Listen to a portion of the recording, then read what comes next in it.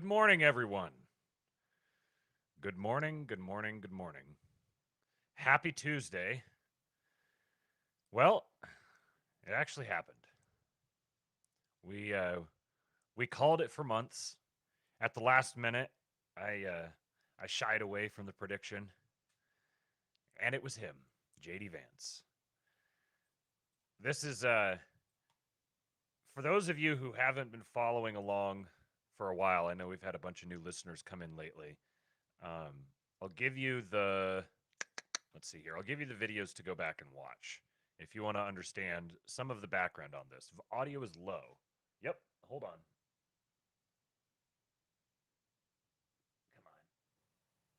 Come on. Okay. That should be better. Let me know if that is not better, and I have some other stuff I can do.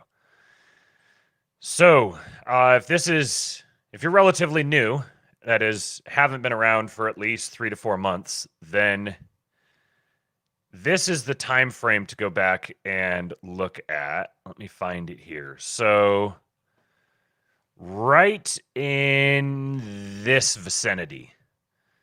So, starting about 6 months ago, the chaos of 2024, Vivek, Trump, and the rise of a new America. And then Peter Thiel and the birth of a nation. And then Orrin McIntyre. And then who is actually running Trump? And then I think we might have talked about some of it in this one, but and then Greg Abbott. So the whole thing with Texas border was going on. Talked to the Prudentialist. Then what is Project 2025 and why should you care? Then the cowardice of the cynics, ethical piracy, plundering global corp. Man, these are some bangers, man. We were cranking out some bangers. White pill power hour was a good one. Managed democracy, Helldivers 2, and the Soviet Kotaku 2. The one I'm looking for in particular, though, is this one here, Veep Stakes, JD Vance's Vision for America's Future. This one is very much worth going back and revisiting, if for no other reason. I don't really remember a lot of what we talked about in there, but I just dropped it in the chat there on YouTube. We read through a piece from Politico that talked about JD Vance, and see if there's some other good ones specifically related to the PayPal Mafia thing. The dawn of Don Elon and the Donald. That would be a pretty PayPal Mafia related one. So yeah, I recommend you, if you haven't gone through and watched all of those, go back and do so. They're very entertaining, if I do say so myself.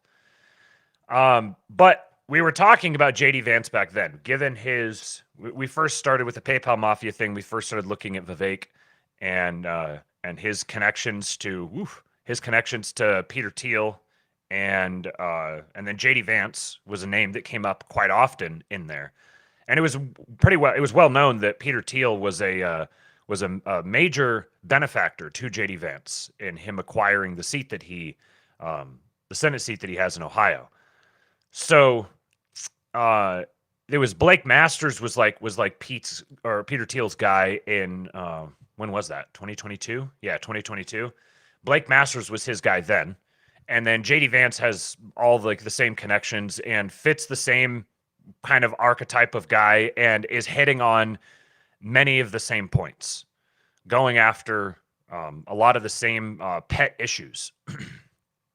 And really, these guys were, in terms of representation in Congress, which is a pretty sad state for us. We have very little of it. He's been the closest thing that you could consider an actual representative of our interests, as good as it can get in Congress. So people will look at that and they will say, "Oh, but look at all this stuff he doesn't represent for us." And yeah, obviously, we're talking about someone who was elected to Congress. I feel like people's expectations are way too high. They expect vastly more out of these people, and they expect it to happen vastly faster than I even think comprehensible. I don't know how you can fully recognize the state of the country that we're in and the amount of time it took for us to get here and the complexity of all of the issues that have gotten us to this point. If you seriously understand the magnitude of the problem, then you'll understand that there isn't there isn't a single quick, easy way out. There isn't any amount of just snap your fingers or just eliminate these things or fire these people or ban these people, or there's no quick fixes. The only thing we're going to get at this point in time is something watered down and that involves compromising with something. But you have to have the proper perspective, because if you do, then you'll recognize that that's a move in the right direction. And I'll take moves in the right direction when the alternative is moves in the wrong direction.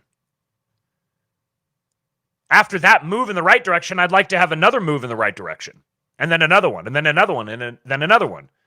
And so one of the things that goes into evaluating each of these different opportunities to see if it's actually a move in the right direction includes its potential for further moves in the right direction. Now, that further potential doesn't have to be 100% guaranteed. You're weighing all these different options and trying to figure out, okay, which one of these seems to have the greatest potential in the future? Would I prefer a Eric Prince VP? Maybe. For a lot of reasons, I think it would be great. For a lot of reasons, I think it wouldn't be great. I think that an Eric Prince VP would be far too, I don't know, I don't think it would set the right spiritual tone for the current moment. And I think that he's probably better off behind the scenes, working more, where eyes aren't fixed on him at all times. But as surveying all of the options that are available in front of us, there was one option, essentially, that had any realistic potential that presented the opportunity for further moves in the right direction going forward. And that was JD Vance. I could kind of talk myself into seeing Glenn Youngkin. Like I don't have to like take JD Vance and move him around a whole bunch to see that potential. With Glenn Youngkin, I kind of do, and I still would see it there. And I think Glenn Youngkin is very much going to be a part of the administration. But I was expecting that because I was expecting the more the less extreme option, the more moderated pick. I was expecting to be kind of a little, okay, yeah, whatever, that's fine. So the fact that it was Vance is like, okay, things are happening. We haven't just been seeing things. The things that we're seeing are being validated very much. And if those things are being validated, it means other things further on are being validated. There's a very clear trend happening now. But it seems like only some people are able to pick up on it. Most people, I'm sure, are just oblivious to it. But I'm seeing lots of people that it's like, there's lots of freaking data points showing up here, folks. How are you not observing what's happening? And some people just don't see it. And they also tend to be the ones that are the most, I don't know, catty, just bitchy. They're like ANCAPs in temperament. I having come out of spending lots of time around ANCAPs, it's the exact same personality trait. It's just like, I don't know, ANCAPs but racist. But they have the exact same really feminine, catty, like smarmy, sarcastic, just, it's like you see the guy, if you saw a guy like that in person, you'd want to put him upside down in a trash can or something. Just like, fuck off, go away. Nothing ever happens, man. Yeah, I mean, there are so many happenings. Okay. Where was I headed with that? Oh, I wanted to highlight a thread that I made yesterday. I picked up, as it is right now, since the Vance announcement, I've picked up about 500 followers. My notifications were just going off. This is the reason why I was late getting started today. I was up until like 4 a.m. going through stuff. Had a nice little back and forth in the King Pill Discord, and then I was up till like 2 o'clock and then was up another 2 hours looking through, reading stuff, responding to notifications. Where is this frickin' thread that I, oh, well, here, I'll just find it this way. Okay, here. So this is talking about some of the highlights from that video. I encourage you to go watch that whole thing, or at the very least, go read the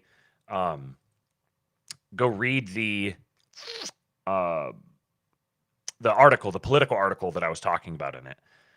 So he said, several months ago, we did a stream on JD Vance discussing his potential as a VP pick. In that stream, we did a live reading of a long-form piece published in Politico. Here are some relevant excerpts. I quote tweeted it with the if you're wanting to go find these things, the links are in the end of this thread.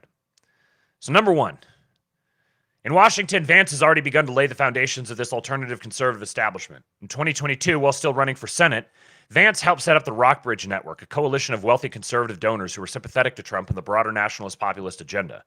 Also in 2022, he served as founding board member for American Moment, an organization that trains young populist-minded conservatives to work in junior-level staff positions on Capitol Hill, and, if all goes according to plan, in the next Trump administration.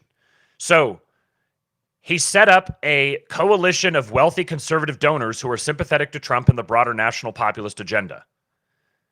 So he set up an alternative network for donors who are specifically interested in national populism and that are set up by him. They're connected to him. They have a fondness, an affection for him. They want to work with him for whatever reason. So on one hand, you've got the donors. On the other hand, you've got the organization that trains young populist-minded conservatives to work in junior-level staff positions on Capitol Hill. In 2022. So he set these both up in 2022 at the same time that Vivek set up Strive Asset Management. Then, what's the next thing here? It says, in Washington, he's been a major supporter of Kevin Roberts' efforts to transform the Heritage Foundation from a bastion of Reagan-era conservatism into the de facto institutional home of Trumpism, and he's a frequent guest at events hosted by the Claremont Institute, a chief academic hub of the Trumpist right. He's at the nerve center of this movement, said Bannon, who frequently hosts Vance on his talk show War Room, which remains influential in new right circles. So, all the stuff we've talked about with Project 2025, this is him doing the same thing. Not necessarily directly within Project 2025, but immediately adjacent to it. So who's putting him in this position? Who's motivating this? Obviously, if he recognizes there's a demand for this, somebody's tugging on him. Someone's saying, "Hey, set up a little donor network here. Get yourself a little political staff apprenticeship program going, and serve at the hub of that." It's creating a Trump-centric, populist, nationalist, activist organization, activist network that's not directly beholden to the RNC. Why would they feel like they need to set up new ones instead of using the existing ones? Perhaps because the existing ones are beyond repair, and it's easier to just build your own rather than trying to take over the existing one. So what are his thoughts? What does he want this little group to do? Vance's contributions to the burgeoning conservative counter-establishment have been intellectual as well as institutional. Vance is a recurring guest at the National Conservatism Conference, a buzzy annual gathering that brings Trump-aligned Republicans together with leading new right writers and academics. He has also gone out of his way to inject new right intellectual ideas into the conservative mainstream in Washington.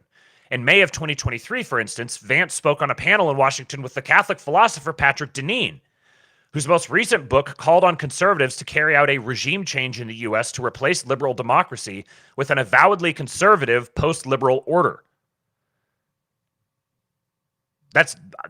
They're saying what they're doing. At the event, Vance, who converted to Catholicism in 2019, identified himself as a member of the post-liberal right and said that he views his role in Congress as, quote, explicitly anti-regime. And he he said this. So he said this at this conference after he converted in 2019. So this was in 2023. So May of 2023 is when he said he sees his role as explicitly anti-regime. I guess there's probably plenty of people who aren't on Twitter, so I shouldn't have just assumed this, but there's the people that let me see if I can just pull it up real quick. The list of right-wing Twitter people that JD Vance follows. Yeah, here you go. Here's a list of right-wing Twitter adjacent people that future Vice President JD Vance follows on Twitter. Now, some of these names are, I don't know what's going into this guy's mind. Some of these names, I suppose it's very technically correct that they're right-wing Twitter adjacent. But he has Martyr Maid, Amy Therese, Richard Hanania, Scott Greer, Bap, Ben Braddock, Rogue Scholar Press, Steve Saylor, James Lindsay, Lomez, Indian Bronson, Fisher King, Second City Bureaucrat, Peachy Keenan, Charles Haywood, and Raw Egg Nationalist. He also follows a whole bunch of Ray Pete accounts, and he is known for not eating seed oils. And he also posted somewhere, said in some interview somewhere, he said that he follows a bunch of really weird niche right-wing subcultures. The next one here says, yet for Vance, winning the ideological battle in the Senate is only one step toward victory in his broader political war. If my project goes well, it will be very hard in 10 years to be a Republican who's not supportive of American manufacturing, he told me. To me, that's success. So American manufacturing. Where else have we been hearing about this lately? Is it not very clear what is motivating this move? In the meantime, I asked him, had he learned any broader lessons about working within the regime? The thing that I would like to persuade people most is that too many people think the problem with the country and the world right now is like Klaus Schwab in a private room figuring all this shit out, he said, name-checking the proudly plutocratic patron. That's pretty good writing. Proudly plutocratic patron of the World Economic Forum in Davos. The problem with the elites is not that they're malevolent, it's that they're stupid. I think that recognition that incompetence and stupidity explain a lot more than malevolence is, he trailed off thinking, well, I think we'd actually get a lot more done if we didn't assume our enemies were all powerful. In other words, they can be taken on. Get off your ass. Don't like end the doom scrolling. Get to work. Vance's most important. Actually, here I'll just read the whole quote here. He's one public intellectual that we have who's in office, and it's incredibly powerful, said Bannon. This movement has needed someone like JD. Vance's most important intellectual contribution has been his effort to stitch together conservatives' critique of elite liberal culture with the populist right's economic critique of the hyper-globalized 21st century economy, a position that Vance often summarizes with the slogan, the culture war is class warfare. From a liberal frame of reference, Vance's mantra sounds a lot like a sophisticated-sounding justification for, say, sexist shitposts about childless cat ladies on Twitter. So I asked him to provide an example. And he did say something about how we're ruled by a bunch of miserable childless cat ladies who hate their lives, so they want to make us hate our lives too. Something to that effect. He pointed to the trans issue. In the eyes of their critics, Vance said, conservatives appear to be unduly preoccupied with banning a relatively rare medical procedure that parents and doctors should be free to authorize for transgender children under the age of 18. But if you think about how much money has gone into selling AbbVie's off-label hormonal therapy product, what I see is a combination of children getting preyed on and pharmaceutical companies getting rich, he said. There's a connection between those two things. He's noticing. He's pointing out the connection. That this isn't just like crazy, radical urban libs. This is actually something that's being orchestrated. It's being intentionally imposed upon us by people for their own interests. This is like entry-level noticing. This connection nominally undergirds Vance's various interventions in the culture war, which include a measure to criminalize gender-affirming care for trans kids, a bill to ban federal mask mandates, a proposal to crack down on affirmative action policies at colleges and universities, and public support for a 15-week abortion ban with exceptions for rape, incest, and threats to the life of the mother. In each instance, Vance believes, quote, the regime has turned progressive cultural values into a tool to entrench its own economic and political power. He's describing the high-low coalition. meaning that when Republicans defend conservatives' cultural values, they are simultaneously defending working class economic interests against the predations of corporate exploitation and government coercion. What he's saying is that working class interests are American interests, which are conservative interests. This is very, very, this is brilliant strategic philosophical rhetoric. This is very, very rhetorically. What's the term I'm looking for here? I can't think of this word. Damn it. Anyways, this is well conceived. This is a very powerful electoral message.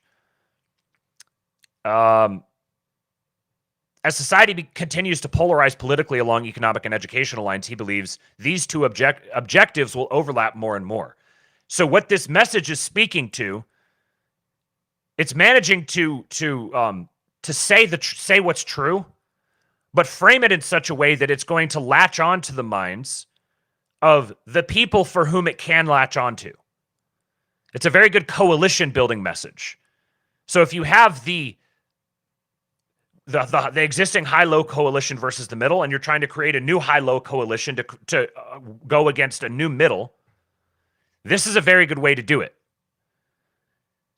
Taking the, if it's true, if we take it that it's true, that there's a lot of white people in this country who are suffering. He comes from the Rust Belt. That's his family. There's a lot of people, a lot of white people who are suffering, who see themselves as lower or middle class. They're suffering economically. They're suffering culturally. Any of those things, this is part of the same phenomenon. There aren't right-wing issues and left-wing issues. These root into a fundamental issue with specific people in powerful positions who are weaponizing these things intentionally for their own gain. But they're not malevolent, evil, malicious overlords who you just have to kneel before. They're actually kind of stupid, incompetent people. Is this not exactly what is the case?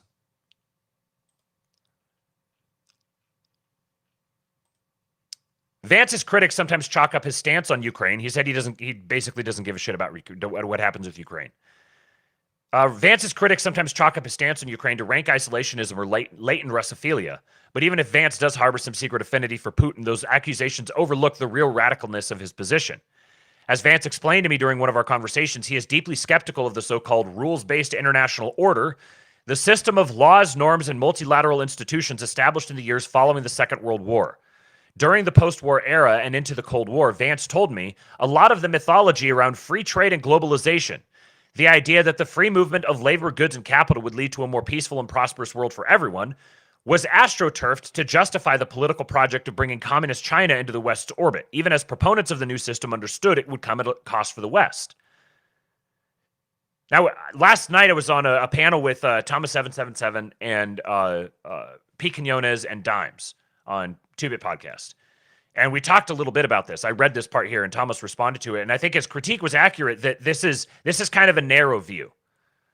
I think that it wasn't strictly. I think maybe the bringing communist China into the West orbit was kind of the cover story,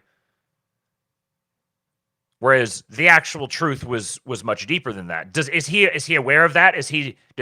I would suspect, given the circles that he's been running in for a while now. Like if he's following these people on Twitter and he's just passively scrolling past and seeing anything that they're saying, he's very obviously a philosopher. Like he's not a martial character. He's a philosopher. I would suspect that there's a lot more there than meets the eye. Now, that's just speculation. That's entirely speculation. I could be wrong. I could just be fooled. He could be LARPing. I could be, engaging in wishful thinking. But given the whole totality of the evidence and everything that I've read about him and everything that I've heard him say, I think it'd be very, very difficult to paint him somehow as some super secret Manchurian candidate who's installed to subvert the little corner of the internet that is the dissident right wing. That's a little too much 4D chess for me. And also it's like, okay, if we need to be targeted to be subverted, this is the little corner that's the biggest threat. Well, the act of targeting it and trying to subvert it is an admission that we're a big threat.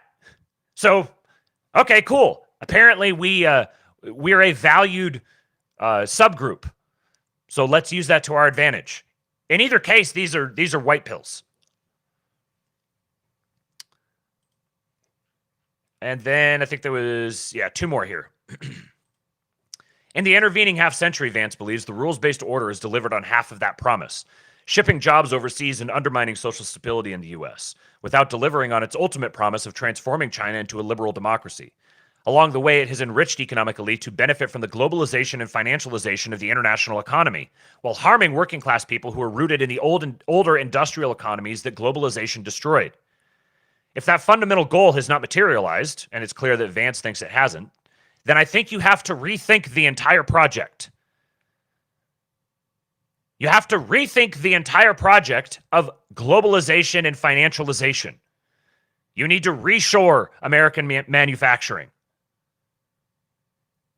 You need to fundamentally reconceive the entire economy.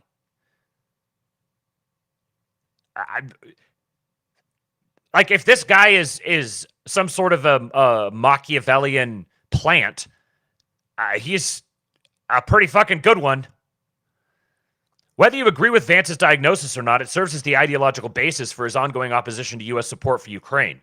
In fact, Vance's opposition goes well beyond Trump's griping about NATO or Republican China hawks' preoccupation with defending Taiwan, even though he has parroted those talking points.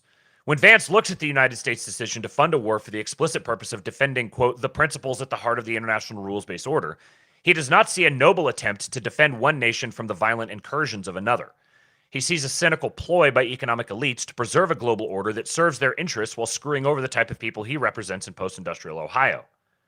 What Vance wants to see happen and believes he can play a role in precipitating is a fundamental shift away from the rules-based international order, which to him is the liberal order of globalization and financialization and maximal free trade for everyone that has been established since World War II. What is he obviously looking at? What is he obviously describing? Does anybody else talk this way? Within not just the not just Capitol Hill, but anywhere else in the internet. There's like one kind of vague little disparate coalition of shit posters on Twitter who have YouTube channels and make long, elaborate videos about such things. That's us and him are like the only people who are talking about this or talking about these things in this way. If he's not part of this little vanguard, he's very well tapped into it, and he's drawing from it. What Vance wants to see happen, okay, I already read that part. Vance admitted that getting to this point would require a, quote, really drastic change in the way the U.S. economy functions, beginning with erasing America's trade deficits, severely curtailing immigration, and possibly even abandoning the dollar as the global reserve currency.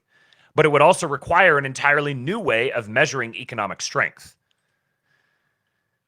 So I've been saying for a long time now that this is the direction that we're moving. We're moving in the direction of we've had this sprawling, globalized. If you kind of think of like you're looking at like a map, and you have like digital webs sprawling out across the water, away from the continents, and then all of those webs draw back into the continents. We're seeing like a pullback.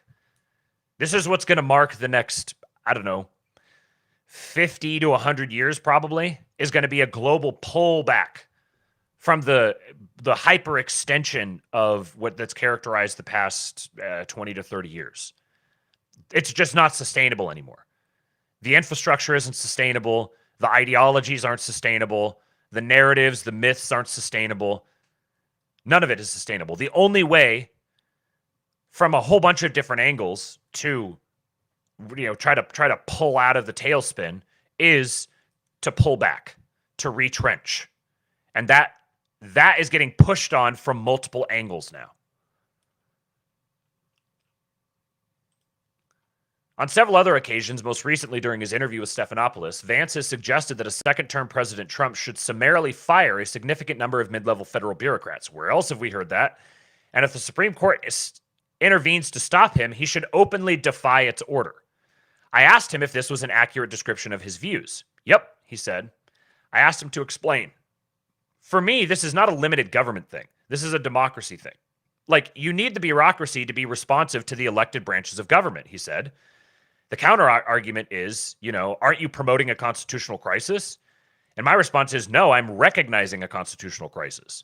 If the elected president says, I get to control the staff of my own government, and the Supreme Court steps in and says, you're not allowed to do that, that is the constitutional crisis. It's not whatever Trump or whoever else does in response. When the Supreme Court tells the president he can't control the government anymore, we need to be honest about what's actually going on. I think it's such a fascinating, obvious way to look at it. It's very pragmatic.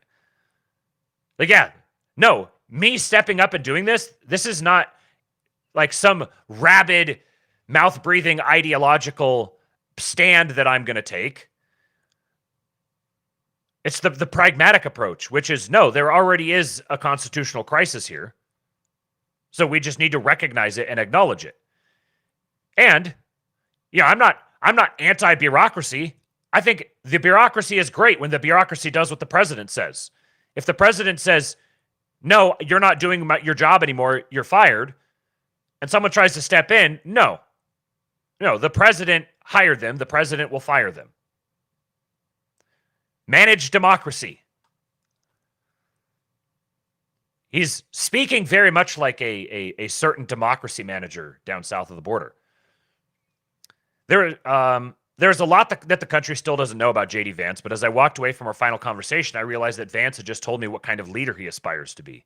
Charles de Gaulle was prepared to transform his country's entire constitutional system to preserve what he believed to be the essence of his beloved nation. So is JD Vance. Okay, so that's just, believe it or not, there was a lot of reading in there, and that's probably, I covered, with all of the screenshots, I covered maybe like a fifth of the article. It's a long article, and it's got lots and lots of good stuff that I couldn't even include in there.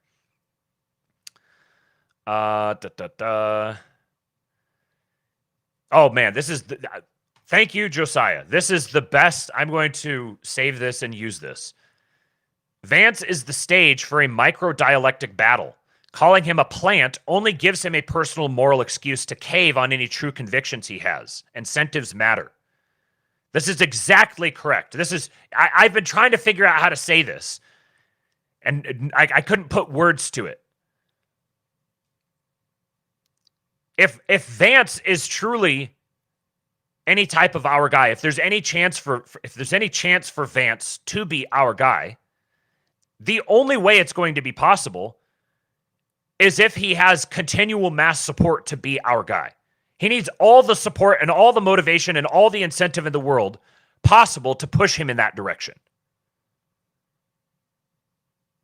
Because at any point, he could come along and be all on board with this, and the heat gets too hot, and he's just like, I can't hang anymore, and he hits the eject button.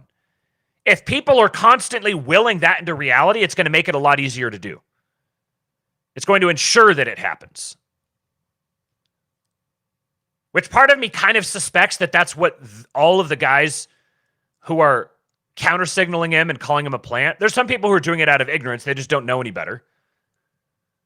But there's some people who do know better. And I kind of suspect that they want that. Because they want to keep the gravy train going. They want to keep the content game going. They want to keep the people coming back. They want to be able to maintain the same narrative. It's easy. It's just like muscle memory. You just always have the same take, the same angle on everything. And you just fall into it. Like, I do it myself. It's natural. It's very easy. You have to actively work against it. But now they're essentially positioning themselves as, when push comes to shove, I would rather he fail and prove me right than succeed and prove me wrong. That's a very, very dangerous position to hold. Like that is dangerous for your soul. Repent and turn away. Okay, let me catch up on some of these other comments here, and then I got some other things for us to go through here today. What's up, Charlemagne in the chat? He says King pilled stock to the moon. Oh, King pilled. Oh man, I should make a King pill token. Let me max out on the grifting. Jack Black. Yeah, I've got Jack Black in the stack here. Oh my God, Jack Black in the stack here today. Tenacious D can't even see their own D. Opinion voided. Michael Robertson says, we on the right cannot take a win. Yes, absolutely. One of us, hopefully. Yeah. I mean, I think I've said all along that I don't see these guys as our guys. They don't need to be our guys. They just need to be our guys sympathetic. And if it turns out we get more than that, great. The way a lot of things have been going lately, it seems like we might get more than that. You still got to moderate your expectations. Recognize the sheer bloat and corruption and stank and degeneracy that's in front of us. It's not just gonna whisk itself away in a couple of quick moves. Some things can accelerate the timeline, but we're talking timelines of, at the shortest, 10 years and more like 50 to 100 years. Those are the timelines that we're operating with. I would say, based on a realistic evaluation of our timelines, I would say that we've probably jumped ahead a pretty good amount in the past, 6 months. Just the way that everything has played out has given us some tremendous opportunities. But these things aren't written in stones. Like, history is not something that you watch. History is something you participate in. So if the arc of history isn't moving fast enough for you, go do stuff to make it move faster. Don't just sit there and complain that it's not moving faster. There's a whole bunch of guys last night who had lots and lots of opinions. I'm not talking about if you got an audience, yes, I'm carving out an exemption for myself here. Thank you very much. If you have an audience of people, like if there's like thousands of people responding to you, which is definitely not me. So maybe this isn't an exemption for me. I don't need any false humility. If you're actually like moving the needle on stuff, if you can get into the ear of certain people, like, yeah, post. If you're one of these random anonymous people who just goes around replying, you don't have anyone following you, you don't have like, you're not building up, you're not like cultivating anything of value and presenting it. You're just sitting there just replying. Go do something better with your time. Stop listening to me. Stop watching me. Stop replying to me. Make my audience smaller to go do something with yourself. Because you're sitting here, you're like firing off these tweets about how absolutely appalling and horrible the RNC is, and I'm like, okay, well they're doing something, and they're really gay and retarded and incompetent, and they're much closer to the levers of power than either of us is. So maybe do something about that. And then if you could figure out a way to parlay complaining about how gay and retarded they are into getting yourself closer to the levers of power, then do that. But otherwise, I've got more respect for them than I do for anonymous angry guy on the internet. Sorry, they're doing something. I can work with that. I can't work with doing nothing and just angry at everyone. It sucks. No one wants to be around people like that. You can't build anything with people like that. Yeah, there's the mythology of the rabble rousers who get themselves all, whoo, and they go and they do a revolution. This is just gay shitlib mythology. That doesn't actually exist. That doesn't actually happen. Every generation just has their little segment of angry little losers that just piss and shit all over all the time. And people are just like, yeah, keep away from them. And each generation, some new batch of suckers signs up for that role. But you have to extract yourself from that. if you've had a shitty life, like if you've growing up as a millennial or a Zoomer has been like, yeah, there's been a lot of shitty stuff that's happened. Like, yeah, we've had lots of really cool commercial things and awesome technologies, and we get AC all the time, and we have cars and smartphones and whatever. Yeah, that's all fine and great. Yeah, we also don't have, I don't know, a high trust society. We don't have like an economy that's effortless to scale. Every single system or institution is designed to try to like kick us in the face, piss on us, pull up the ladder away from us. Like this has been the life of a millennial or a Zoomer. So yeah, there's lots of reasons to be resentful. There's lots of reasons to be angry about it. And to just want to lash out and just say fuck it and just gargle on black pills all day. But you're only owning yourself. There's nothing about that that's going to change anything for the better. It's just a temper tantrum. Temper tantrums are for kids. You've got to get beyond that mentality. I don't know if it's the seed oils or the chemicals in the water, the birth control in the water, but you're like, these guys are like puberty stunted. Like they're emotionally like not capable of just existing in the world as a man. Yeah, shitty stuff happens. Let's do something about it. Or we could just piss and moan all the time. Mark Metz said, regarding RNC convention, ironic that those who harp most against sports ball care so much about the bread and circus political convention. Vance's and Trump's speech is all that matters. Yeah, that was the other thing is like, why are you even watching this? Did I have the remotest instinct to watch it after Vance was announced? I just watched it just to see when he would be announced. That was it. Too busy doing other stuff all day. Like, I'm not going to go sit and watch the fucking RNC. Like, are you kidding? Of course it's going to be incredibly insufferable and gay. How do you expect it to be different? Oh, it's fake and gay. All right, well, why aren't you there? Why aren't you there making it better? I don't give a shit if it's fake and gay. You seem to care a lot, so why weren't you there? Changing it in some capacity.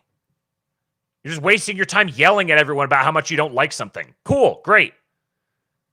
Are you going to do something about it? No, I just want to yell. Okay.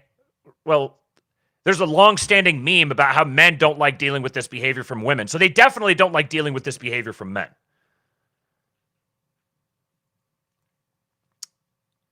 Josiah said, Vance isn't really special for this either. It's a human thing. We can all function as Machiavellian plants by doing whatever is easiest. Yes, that's right. Yeah, everyone's been debating over the kid who shot him and like how orchestrated was it and who was involved and who knew ahead of time and they wiped all of his data and when were they grooming him, and I don't like, as a matter of curiosity, sure, like, interesting. But we're like, you're never going to get a straight story. You're never like it. Of course, there's going to be all kinds of holes, and it's going to implicate all kinds of people as being corrupt and worthy of firing. And if you've got a good angle on something that you can use to get someone fired or get someone prosecuted, then hell yeah, go for it. But if it's like, we need to know, they lied to us. Can you believe it? Yeah, of course I can fucking believe it. It was the most obvious thing ever. It doesn't matter whether it was a lone shooter or whether it was like an actual orchestrated attempt. The exact same people are all guilty. Everyone who played a part in contributing to that happening is guilty. So if this could be like parlayed into, like pulling people out and prosecuting them for it, then yeah, go after that. But otherwise, there's a lot of opportunity here for a myth making of our own. And there's like, everyone else is moving forward. You don't want to be the person who's stuck back here when the rest of the world moves forward. All that does then is just tarnish you as like someone who just kind of can't move on. So I don't really care. I don't care if other people care. Go ahead and do it. You have my permission now. I've descended to give you permission to care about it. But yeah, I could not care less. Okay. Tactical Aesthete says, good stream, KP. We got to give Vance a chance. Yeah, that's good. There we go. Give Vance a chance. Okay. Michael Malice is having a tantrum. I haven't seen anything from Malice. I don't know if I follow him anymore. I'll always have a soft spot in my heart for Malice because I've spent time with him in person, and he's always been very kind and very sincere and good to me. So yeah, I'll always have a soft spot for him personally, and I think he's very funny. But there's clearly areas where we're going to have a difference of opinion, and I have a feeling that if he of all people doesn't like Vance, the reasons he doesn't like it, I'm probably not going to agree with, and that's fine. Josiah, you're cranking out bangers. Thinking that no good men can attain a powerful position is part of what keeps good men out of power. Whew! Tweet that, man. Okay, so this is supposed to be the funny clip at the beginning of the day, and here we are hitting it 47 minutes in. Shane Gillis as Donald Trump and Adam Ray as Joe Biden appear on Tony Hinchcliffe's comedy show. Some much-needed comedic relief after this hectic weekend. Gillis could be seen breaking character after he couldn't hold in his laughter while reacting to Ray's impersonation of Joe Biden. So here's a little bit of fun stuff for those of you who don't see this all over Twitter.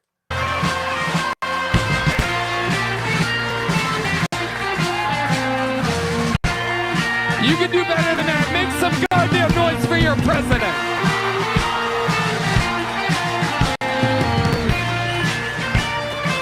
No, Joe, this way. This is it over here. Joe. Joe, no. Joe, over here.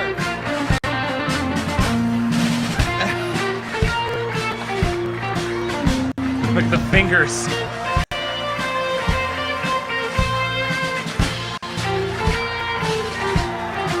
Wow.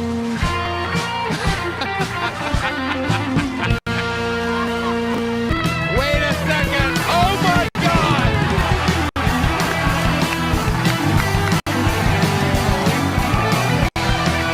Wow.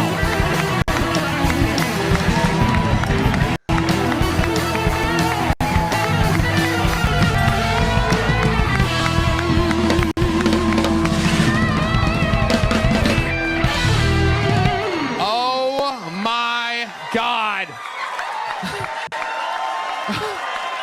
He's got his head movements down to just perfect. His mouth is weird, kind of, but because Trump is usually smiling and saying thank you, USA, thank you. But the way he has his head movements down, he has practiced this. It's amazing.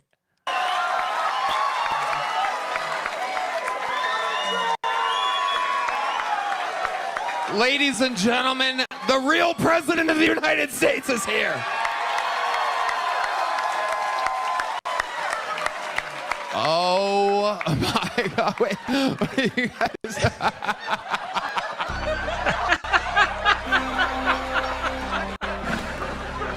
This is an unbelievable moment. Oh, you do not look at Joe Biden. Sit down, sit down.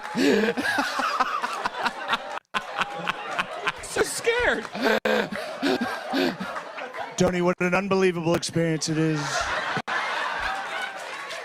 What a great show this could be. Instead, we've got an absolute idiot here running the show. This is a moment we will never forget. This is incredible. What a shocking surprise. No one more shocked than President Joe Biden, it seems. He looked so scared.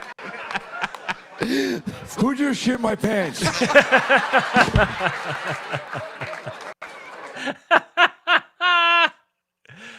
Oh man, this reminds me of when SNL was good.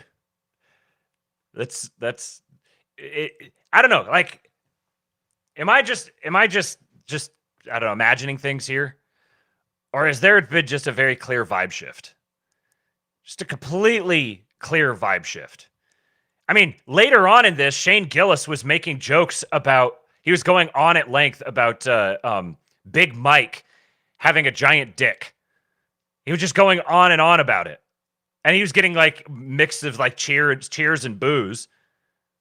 But the fact that he would even, like Shane Gillis is a natural. He's someone who just lives in that frequency.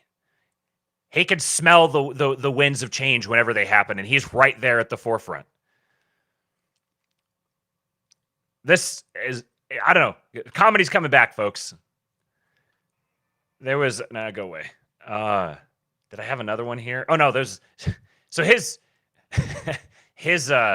impression is a lot better than this guy's, but this guy's is charming, and Trump's response to it is great.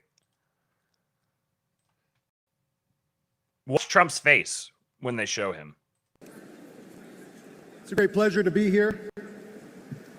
Great pleasure to see President Donald Trump safe.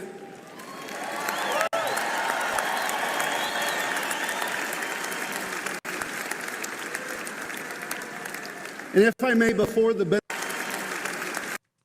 Notice who's sitting over here off to the side in the VIP box.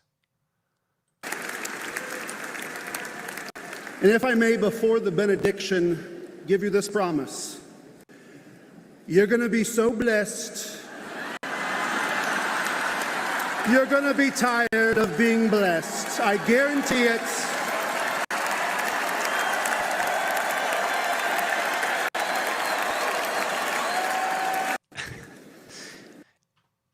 The look on Trump's face there.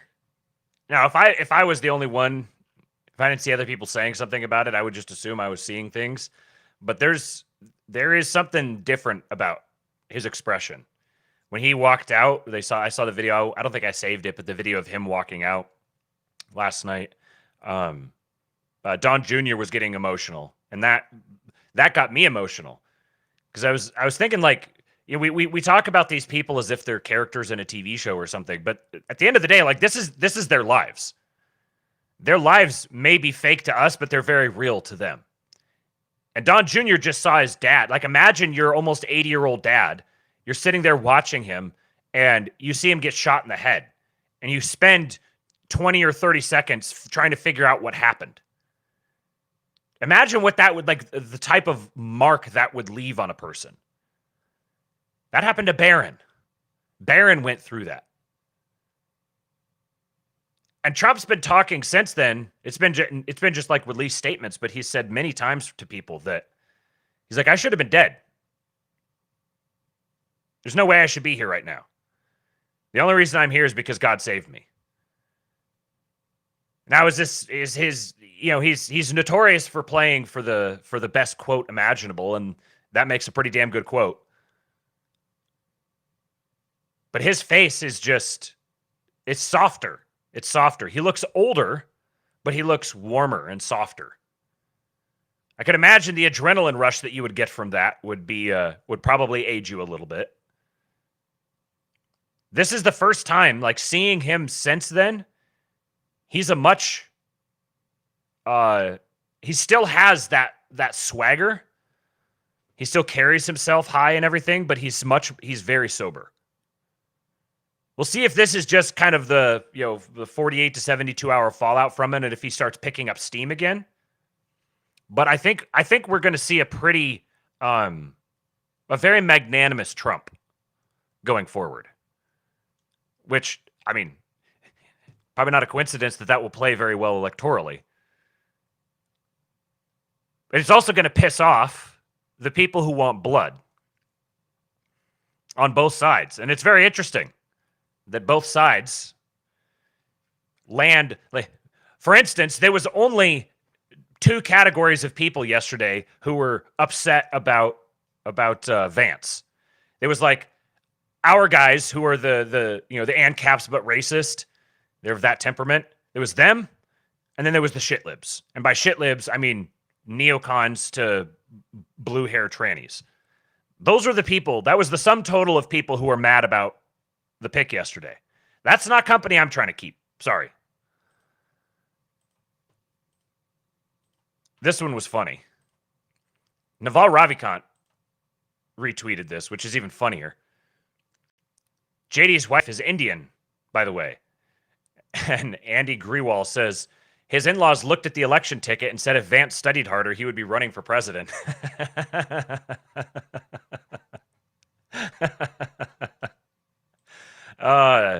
See, they can be racist to themselves too. There are, let me just run back through my tabs that I've got open here. Okay, I've got a couple videos. I already talked about that. Couple threads from some good mutuals. And then some details about the sniper that I don't know how much they've broken out into non-Twitter land. So we'll run through a couple of those. Let's read this thread here first. Speaking of Trump yesterday, Javier says Trump seemed more serious, contemplative at the RNC yesterday. Yeah. Lighter in the heart, Bryce says. Best 2 days of a man's life are the day you're born and the day you figure out why. Huh, he's experiencing the Twain Code. That's a good one. I haven't heard that one before. Okay. So mostly peaceful jawbone enthusiast, Rhett Koppel on Twitter, says Trump's not an idiot. He knows a 20-year-old kid with a rifle doesn't get on a roof 130 yards from him without someone somewhere making sure it happened. He knows his own government tried to kill him. Let that sink in. He's about to be president, and he knows his own government tried to kill him. Here's the other thing to think about. I'll just say, it was one thing when it was like, oh, he was going to run for president in 2020 after how everybody had gone after him for 4 years. Remember how people talked about that? Like, that was all the pro-Trump people were like, yeah, he's going to get back in there. And after everything he's gone through for the last 4 years, and especially once the election stuff happened, and like after all of this, like, now he's really going to be motivated. He knows what these people are like. He's seen them. And then you had everything since 2020 up until a week ago, where it was like, dude, they are throwing absolutely everything at this man. This man has been persecuted more than just about anybody alive. It's insane that he's just keeping it together. The amount of stress and pressure he must be under from all these different court cases, the expectation that someone might take a shot at him. That's how he was before someone took a shot at him. Honestly, there was part of me that wondered if he was just gonna drop out, just call it quits. Like, this is a major test of a man's integrity. And he is not dropping out. He's going for it. The man has the mandate of heaven, and he seems to recognize it. Whether it'll play out that way or not, who knows? He says, here's the other thing to think about. When an assassination plot fails this spectacularly and this publicly, and the plotters all know he's going to be president again in 6 months, you're going to see some wild and crazy stuff. Trump isn't coming into office and accepting a cover-up where nobody gets Gitmo'd. What do you do with your kids when nobody fesses up? They know this, and there's a high probability someone tries to cut a deal. By the way, they know this is a high probability. What happens in organized crime when they fear someone might talk? Goodfellas, anyone? Anyone remotely a part of this assassination plot is now a loose end. I'd be looking for people with bags under their eyes. Now, I don't know. This was an angle I hadn't considered, so that's why I thought it was interesting and worth reading here. I don't know if I fully agree with it or not. I kind of don't have an opinion. I do think what he's getting at is that there is a lot of there's a weird thing happening among the regime where they're having a lot of things happen that would normally drive them apart, but they're also facing down a deadline that kind of draws them together. So you're getting some deranged people being put under a tremendous amount of pressure, and just about anything can happen. Anything from people just reach out and cut a deal and everything gets kind of just neutered,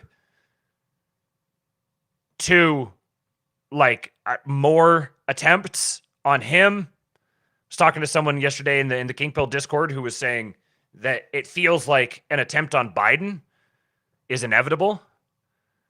I don't think so. I don't think the attempt on Biden is inevitable, but I don't think it leaves them in a better place. It just creates even worse chaos. So yeah, I guess it's not all that compelling to say anything could happen, but anything could happen. Another good thread from or at least a long tweet from a powerful mutual, Chad Crowley. He says, let me share my screen here. Say what you will about JD Vance, but the fact that he's read Schmidt and understands that politics is about power and its ruthless pursuit is a good thing. More often than not, Con Inc. shoots itself in the foot by taking principled stances that ultimately fail to conserve anything. They cling to antiquated ideals and refuse to engage in the realpolitik necessary to effect tangible change, leaving them perpetually on the defensive and on the losing side of history. Instead of wielding power to manifest their political will, they end up ceding ground to political adversaries who are unencumbered by such scruples. This cowardice and naivety in recognizing and adapting to the actual reality of the political struggle is why they continue to lose ground on all sides. They'd rather lose honorably than win with grit, making them the perfect doormats for those who actually understand how to play the game. If we want to win, and I'm not just talking about the next election, we need to start doing what's necessary to emerge victorious. As Guillaume Fay wrote, today is not a matter of conserving the present or returning to a recent past that has failed, but rather of regaining possession of our most archaic roots, which is to say those most suited to the victorious life. No political candidate is perfect, and our focus shouldn't be on ideals, but on what can be achieved. To paraphrase Bismarck, politics is the art of the possible. The real question is, can Vance be instrumentalized to help us reclaim our victorious roots and serve our interests? This is exactly correct. Exactly correct.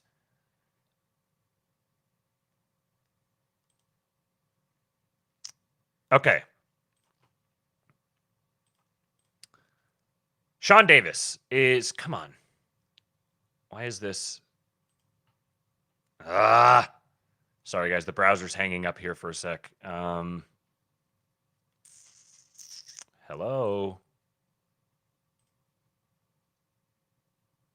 Okay, here we go. The Secret Service director says the decision to leave the roof unguarded was deliberate because it was unsafe to have snipers on a sloped roof. She says, that building in particular has a sloped roof at its highest point. And so, there's a safety factor that would be considered there that we wouldn't want to put somebody up on a sloped roof. He says the director of the U.S. Secret Service deliberately allowed the former and future president of the United States to be shot in the face because she didn't want a Secret Service agent to be on a roof with a minimal slope. The roof is maybe a 2 out of 12 slope. Maybe. Not sure it even qualifies as a slope. This is madness. They did it on purpose. They're lying about why, and they're rubbing everyone's faces in it. Our country was on the verge of a potential civil war, and Biden's security team thinks it's all a joke. So there are people getting awful close to Fed Posty. Major blue checks getting awful close to Fed Posty out here. This is some other details that provide some background for that. Olivia Rinaldi says, stunning new details from CBS News on how Secret Service snipers noticed the shooter before the Trump rally in Butler, Pennsylvania on Saturday. There were 3 snipers stationed inside the building the shooter was on, according to a local law enforcement officer with direct knowledge. Oh, it broke her thread. Well, here.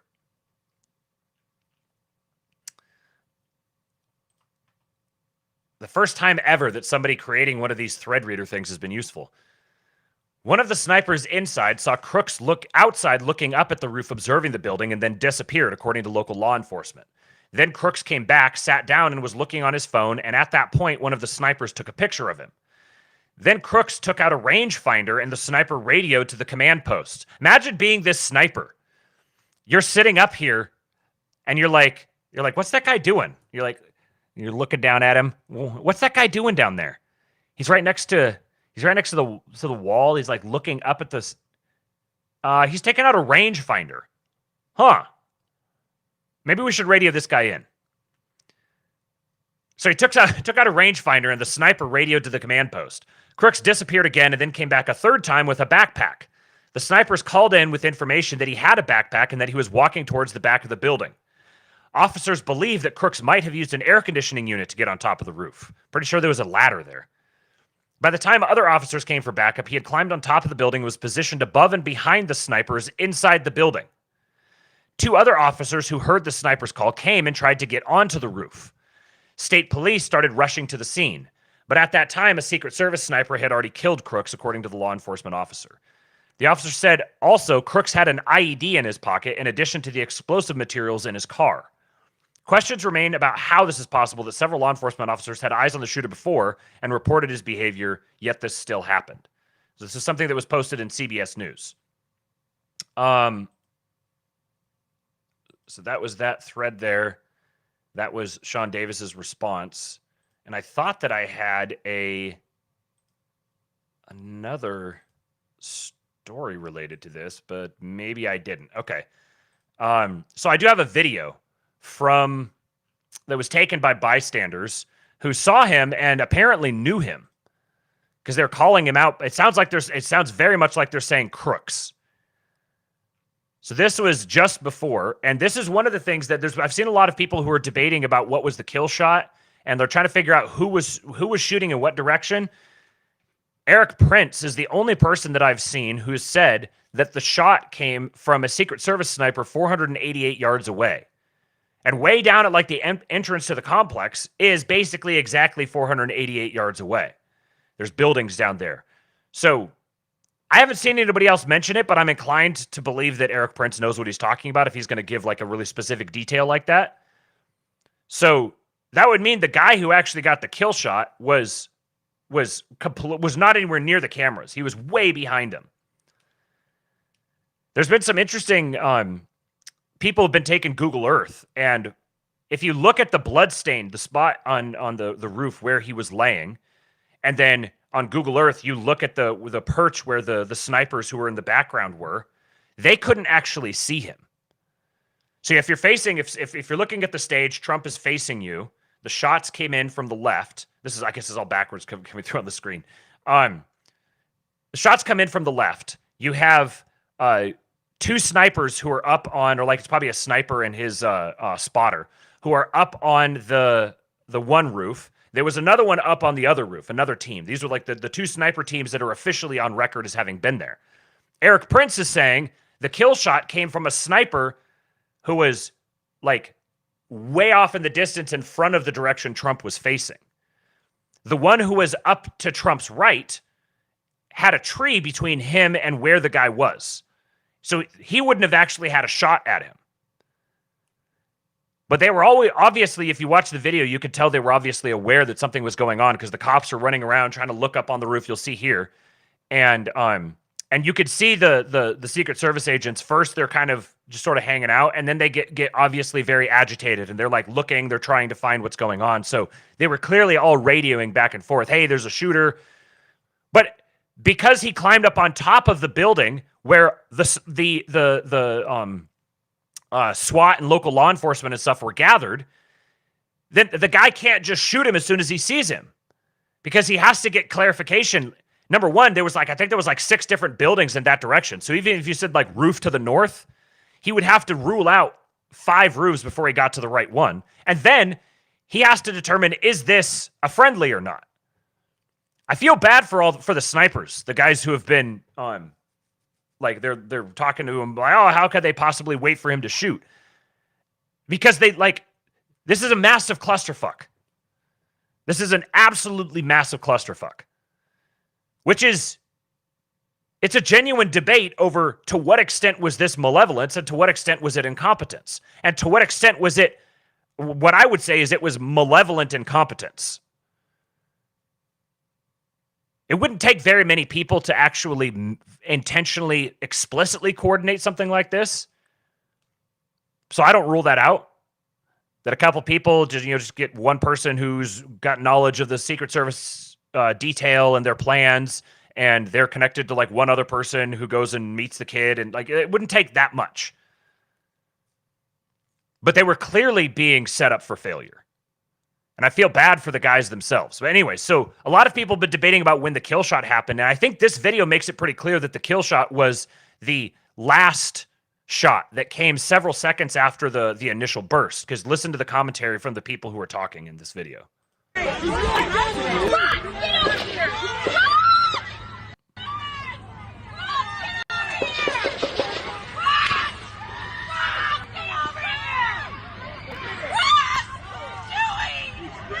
I hope he's turning this way. Be careful, guys. What are you doing?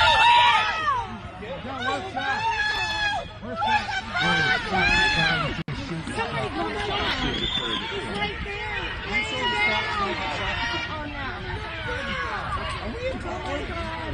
Yes. Run! Chad, where's Chad? Dude, that's exactly why we need fucking Trump here. Oh, fucking Secret Service don't fuck around, man.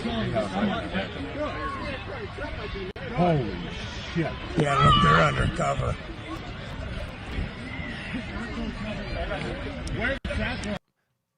So you hear them, you can hear the shots, then you have the long delay, then you have the last shot, and just before that, they're like, oh no, look out, he's looking our way, he's turning toward us, and then you hear the last shot, and then they go, oh, they got him, he's down. That makes me think that the last shot was the actual kill shot. So the last shot was, if we're taking Eric Prince at his word, and he's, not misled or something, then the last shot came from 500 yards in the other direction, which would have actually been an angle that would have had the best view of him. And it would have taken several seconds because that guy probably had to figure out where it was and get in on him. Someone did point out, they said, did you notice that the picture that they showed of his body had dried blood? The blood on his face was very dried and cracking, like it'd been there a long time. I think it was a hot day, and he's laying up there on a roof with his face like down, the blood on his face. I'm inclined to say, yeah, the blood is drying that fast. But I don't know. It's kind of interesting. Someone said something in the chat here about the water tower. There are a couple of videos of some ladies immediately after it happened that have just been never heard from them again, who were talking about multiple shooters and guys going after multiple shooters and taking them down. And one of them was next to was from the water tower or next to the water tower or something like that. But they were adamant that there were two shooters. I suspect that this is ultimately going to go the way of Las Vegas. I think that it's going to get memory hold pretty quickly. More power to those who are trying to figure it all out. At the end of the day, I don't think all of those things really matter. It almost is like, if it's not actually proven exactly who did it, then it's just everyone backing Biden is responsible for it. And it makes anything about the Biden administration toxic. And I'm fine with that. I think either of these myths works for us. Charlemagne said it's like 90 degrees outside, water evaporates instantly. Yeah, so I think, I know people are looking for this stuff, and each one of these makes me stop and really think about it. But I keep coming back to, this was just weaponized incompetence with basically people willing this to happen. And then maybe you have some element of some person who intentionally goes and tells him to go to this spot.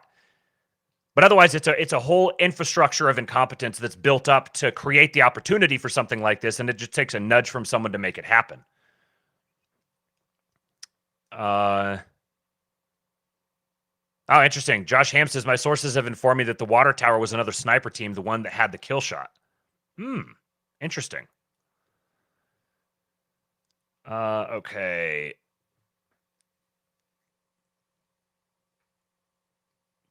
Yeah. Malevolent incompetence. Staff your opponent's security detail with DEI and loser agents. Let the inevitable happen. Publicly express regret and secretly express joy. I think that's exactly, and just wait for it to happen.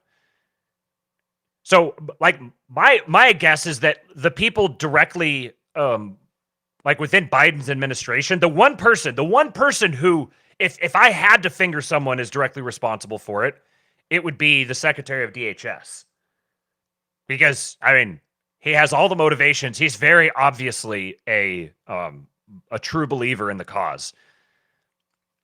And he would have been the person best equipped to make something like that happen. So I think that that's a very fruitful field to dig into. But I think the libs, the powers that be, their reactions to this were genuine.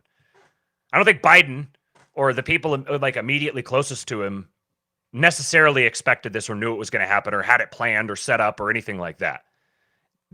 People have stochastic terrorism is going to get outplayed. It's going to get overplayed rather, but I think that's exactly what it is. You ensure that the outcome is going to happen. You don't know when it's going to happen, but you create all the circumstances necessary to will it into reality.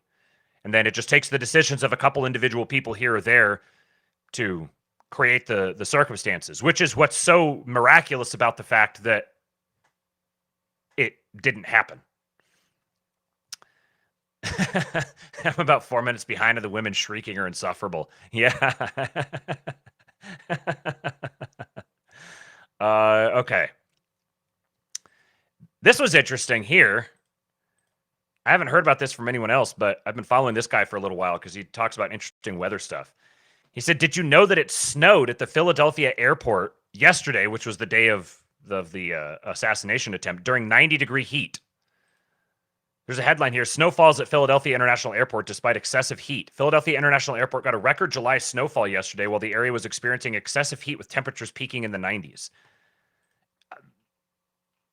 Here's the article from WNEP. Snow falls at Philadelphia International Airport despite excessive heat. Oh, fuck off with your ads. Pause on this site. The National Weather Service announced this morning that it measured a record. Oh my God. Okay, never mind. We're not going to read it.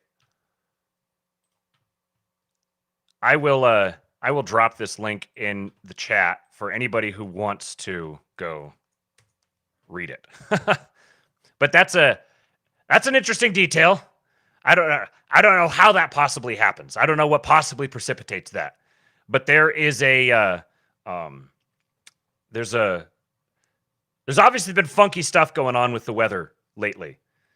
The storms, the cloud seeding, whether if they're using like lasers to try to direct storms around and stuff. I've seen all kinds of crazy things. And we're in an era now where any of these things are believable. So that's very interesting that you would get snow during 90-degree heat in let's see, how close was this actually? I was going to say the airport next to it, but I don't know exactly where Butler is with respect to Philadelphia. I know anybody who knows is aghast. So it's not very close. 5 hours, 6 hours away.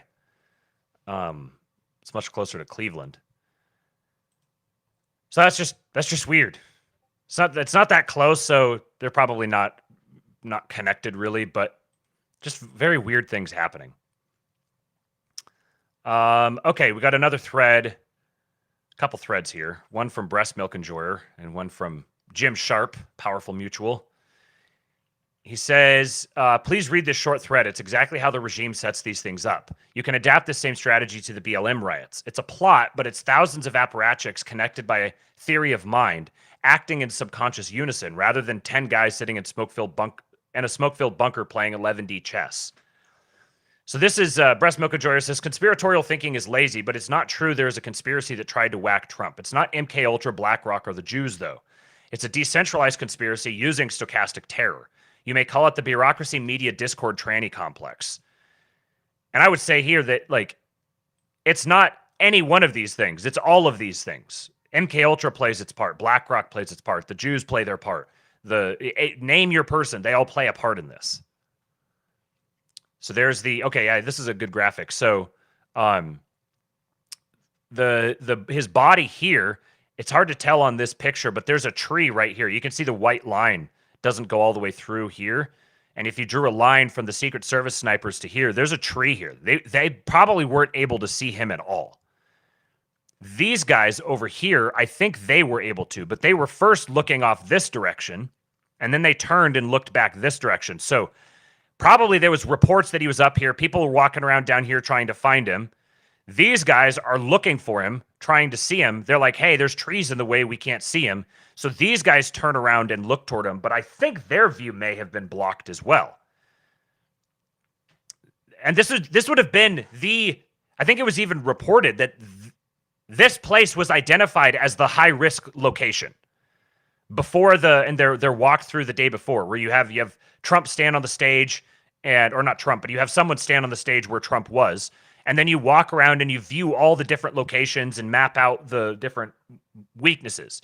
This was identified as one of the highest risk zones. And then they still wound up botching it, which again, it might take one person. It could literally be one leadership person within the Secret Service. I think it's very interesting that we haven't heard anything about that.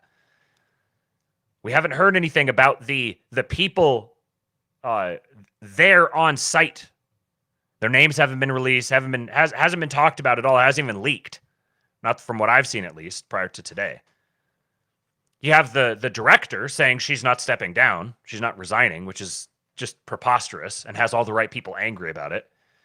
But we haven't heard anything about his team. I did notice that his team last night was all a bunch of big, tall, strong guys. It was like all a bunch of Chads, basically. I would like to know where they came from, if they're Secret Service or if they're private security from someone else. That'd be interesting to know.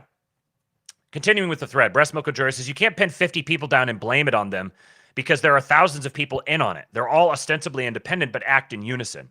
They're also too cowardly to do the job themselves and prefer to outsource it to chance while loading the die. The spear tip of the left are maladjusted. I don't know this term.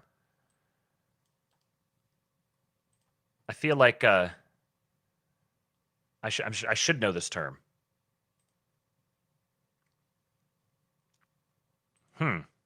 Anybody know what MIGR stands for? Google doesn't give me anything. Let me know in the chat. I got to pull the chat over here so I can see it while I'm reading. Okay. The spear of the left are maladjusted miger furries on Discord who marinate in a repulsive swamp of communist resentment and hatred towards life. These people are insane and believe that telling basic truths such as you will never be a woman is an existential threat. Add years of insane media coverage of Trump as Hitler 2.0, a direct threat to democracy, lurid, hostile public rhetoric, all priming these deformed subhumans for violence and pointing them at Trump. Obviously, this will provoke attempts on his life, but at the same time, you have bureaucrats using their measure of institutional power to increase the risk to Trump. Things like refusing sufficient security detail or staffing the service with incompetent obese women are indirect measures intended to increase the chances of successful assassination. The plan: produce violent, unstable freaks, incite them against Trump, and use institutional power to remove his defenses against them.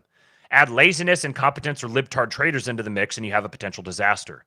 I remind you, this isn't one plot. It's hundreds of small ones. The real conspiracy is years long and involves thousands, likely more. Many are public figures. Many will pretend to be incompetent. Many are Discord troons. It must be ended. Less than 4 months. I do not believe it's going to be ended in less than 4 months, but I think that it's going to take some major dents over the next 4 months in the intervening period.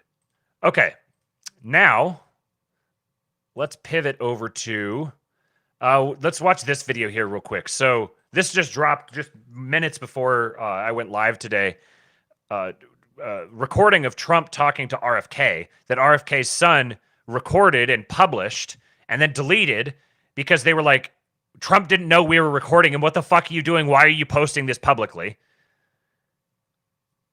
But it's interesting hearing from Trump. There's a lot in this. So we'll watch this. This is a tweet from Viva Fry. Yeah, well, I'll read his tweet. Oh, whoops. Okay. Forgot to actually share the screen.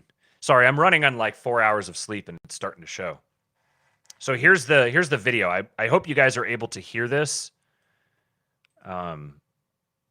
If not, then let me know and I think I can probably turn it up more. Yeah. Something. That was a big gun. Those are pretty tough guns, right? I agree with you, man. Something's wrong with that whole system. You know, and it's the doctors you find. Remember I said I want to do small doses. Small doses. When you feed a baby, Bobby, Okay, let me see. It says it's very quiet. I'm going to try to make it louder. This is as loud as I can get it. a vaccination. Is that any better? 38 different vaccines.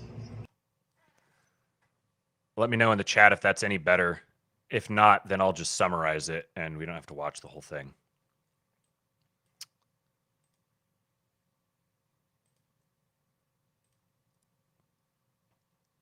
Da-da-da-da-da. I can make him out now. Okay. I said I want to do small doses. Small doses.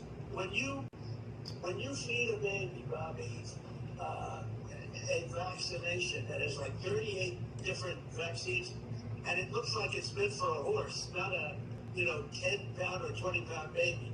It looks like you should be giving a horse this. And do you ever see the size of it? Right? It's this massive. And then you see the baby all of a sudden starting to change radically. I've seen it too many times. And then you hear that it doesn't have an impact, right? But you and I talked about that a long time ago. And anyway, I would love you to do so. And I think it'll be so good for you and so big for you. And we're going to win. We're going to win. We're way ahead of the guy. And, he's interesting. He was very nice, actually. He called me. And he said, how did you choose to move to the right? So I guess that's, people see it. If I was looking straight up, right? He said, I said, I was just showing a chart. I didn't have to tell him the chart was on all the people pouring into our country, right? But I just turned my head to show the chart. And something wrapped me. It felt like a giant, like the world's largest mosquito. And it was a bullet going around. What did they call that, an AR-15 or something? That was a big gun. Those are pretty tough guns, right?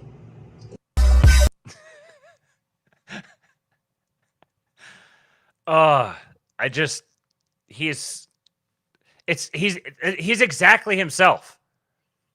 He's here on a private call with the guy presumably offering him the VP slot. And that's he just talks exactly like he's on the stage. Someone in the replies had said something about like this is he's like my mom on the phone. RFK didn't have a chance to utter a single word for a minute and a half. I'd be very interested to see how this I really, really, really want to know this. Just for my own morbid curiosity. So we had the reports over the weekend, not over the weekend, but over the weekend. We had the reports after the attempted assassination that there was that the VP pick had changed. And we heard about unity, and then it's going to be somebody who hasn't been one of the rumored people. And then Trump has a 2-hour conversation with RFK. It seems very obvious to me that Trump offered him the VP spot. Which I can see the argument for it from an electoral standpoint. I'd much rather have Vance. I can see the argument for it from an electoral standpoint. But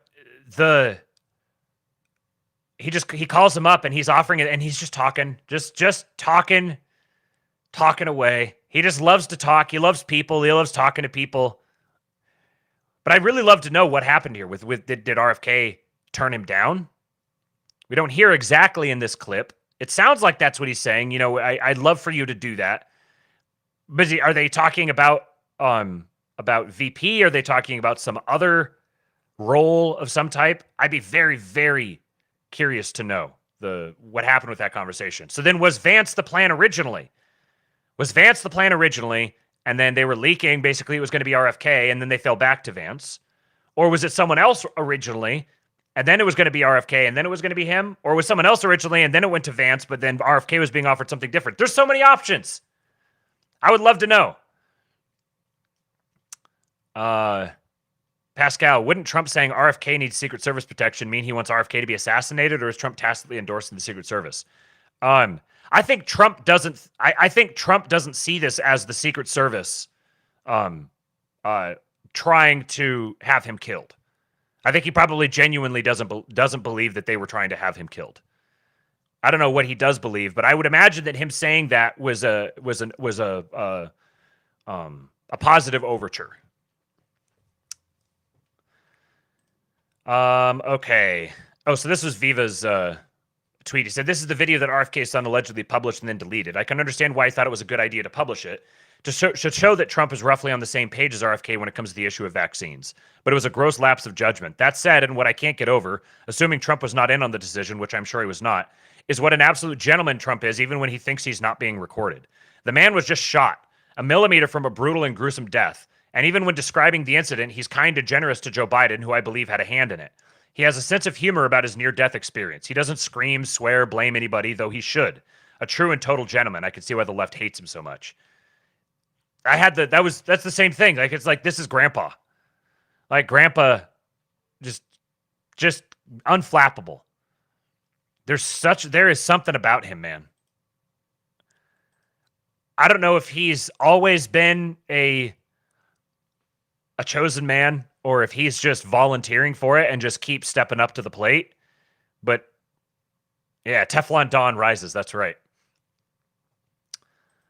Okay, so for the last bit here, I've got a handful of different things that all kind of fit into the same category. Okay, yeah, let's do this. So the other night was a video. Man, my browser is tripping.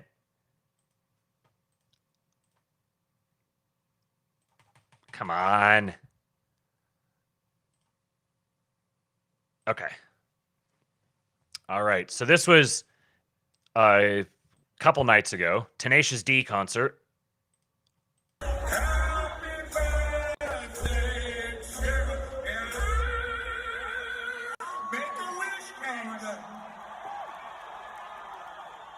Don't miss Trump next time.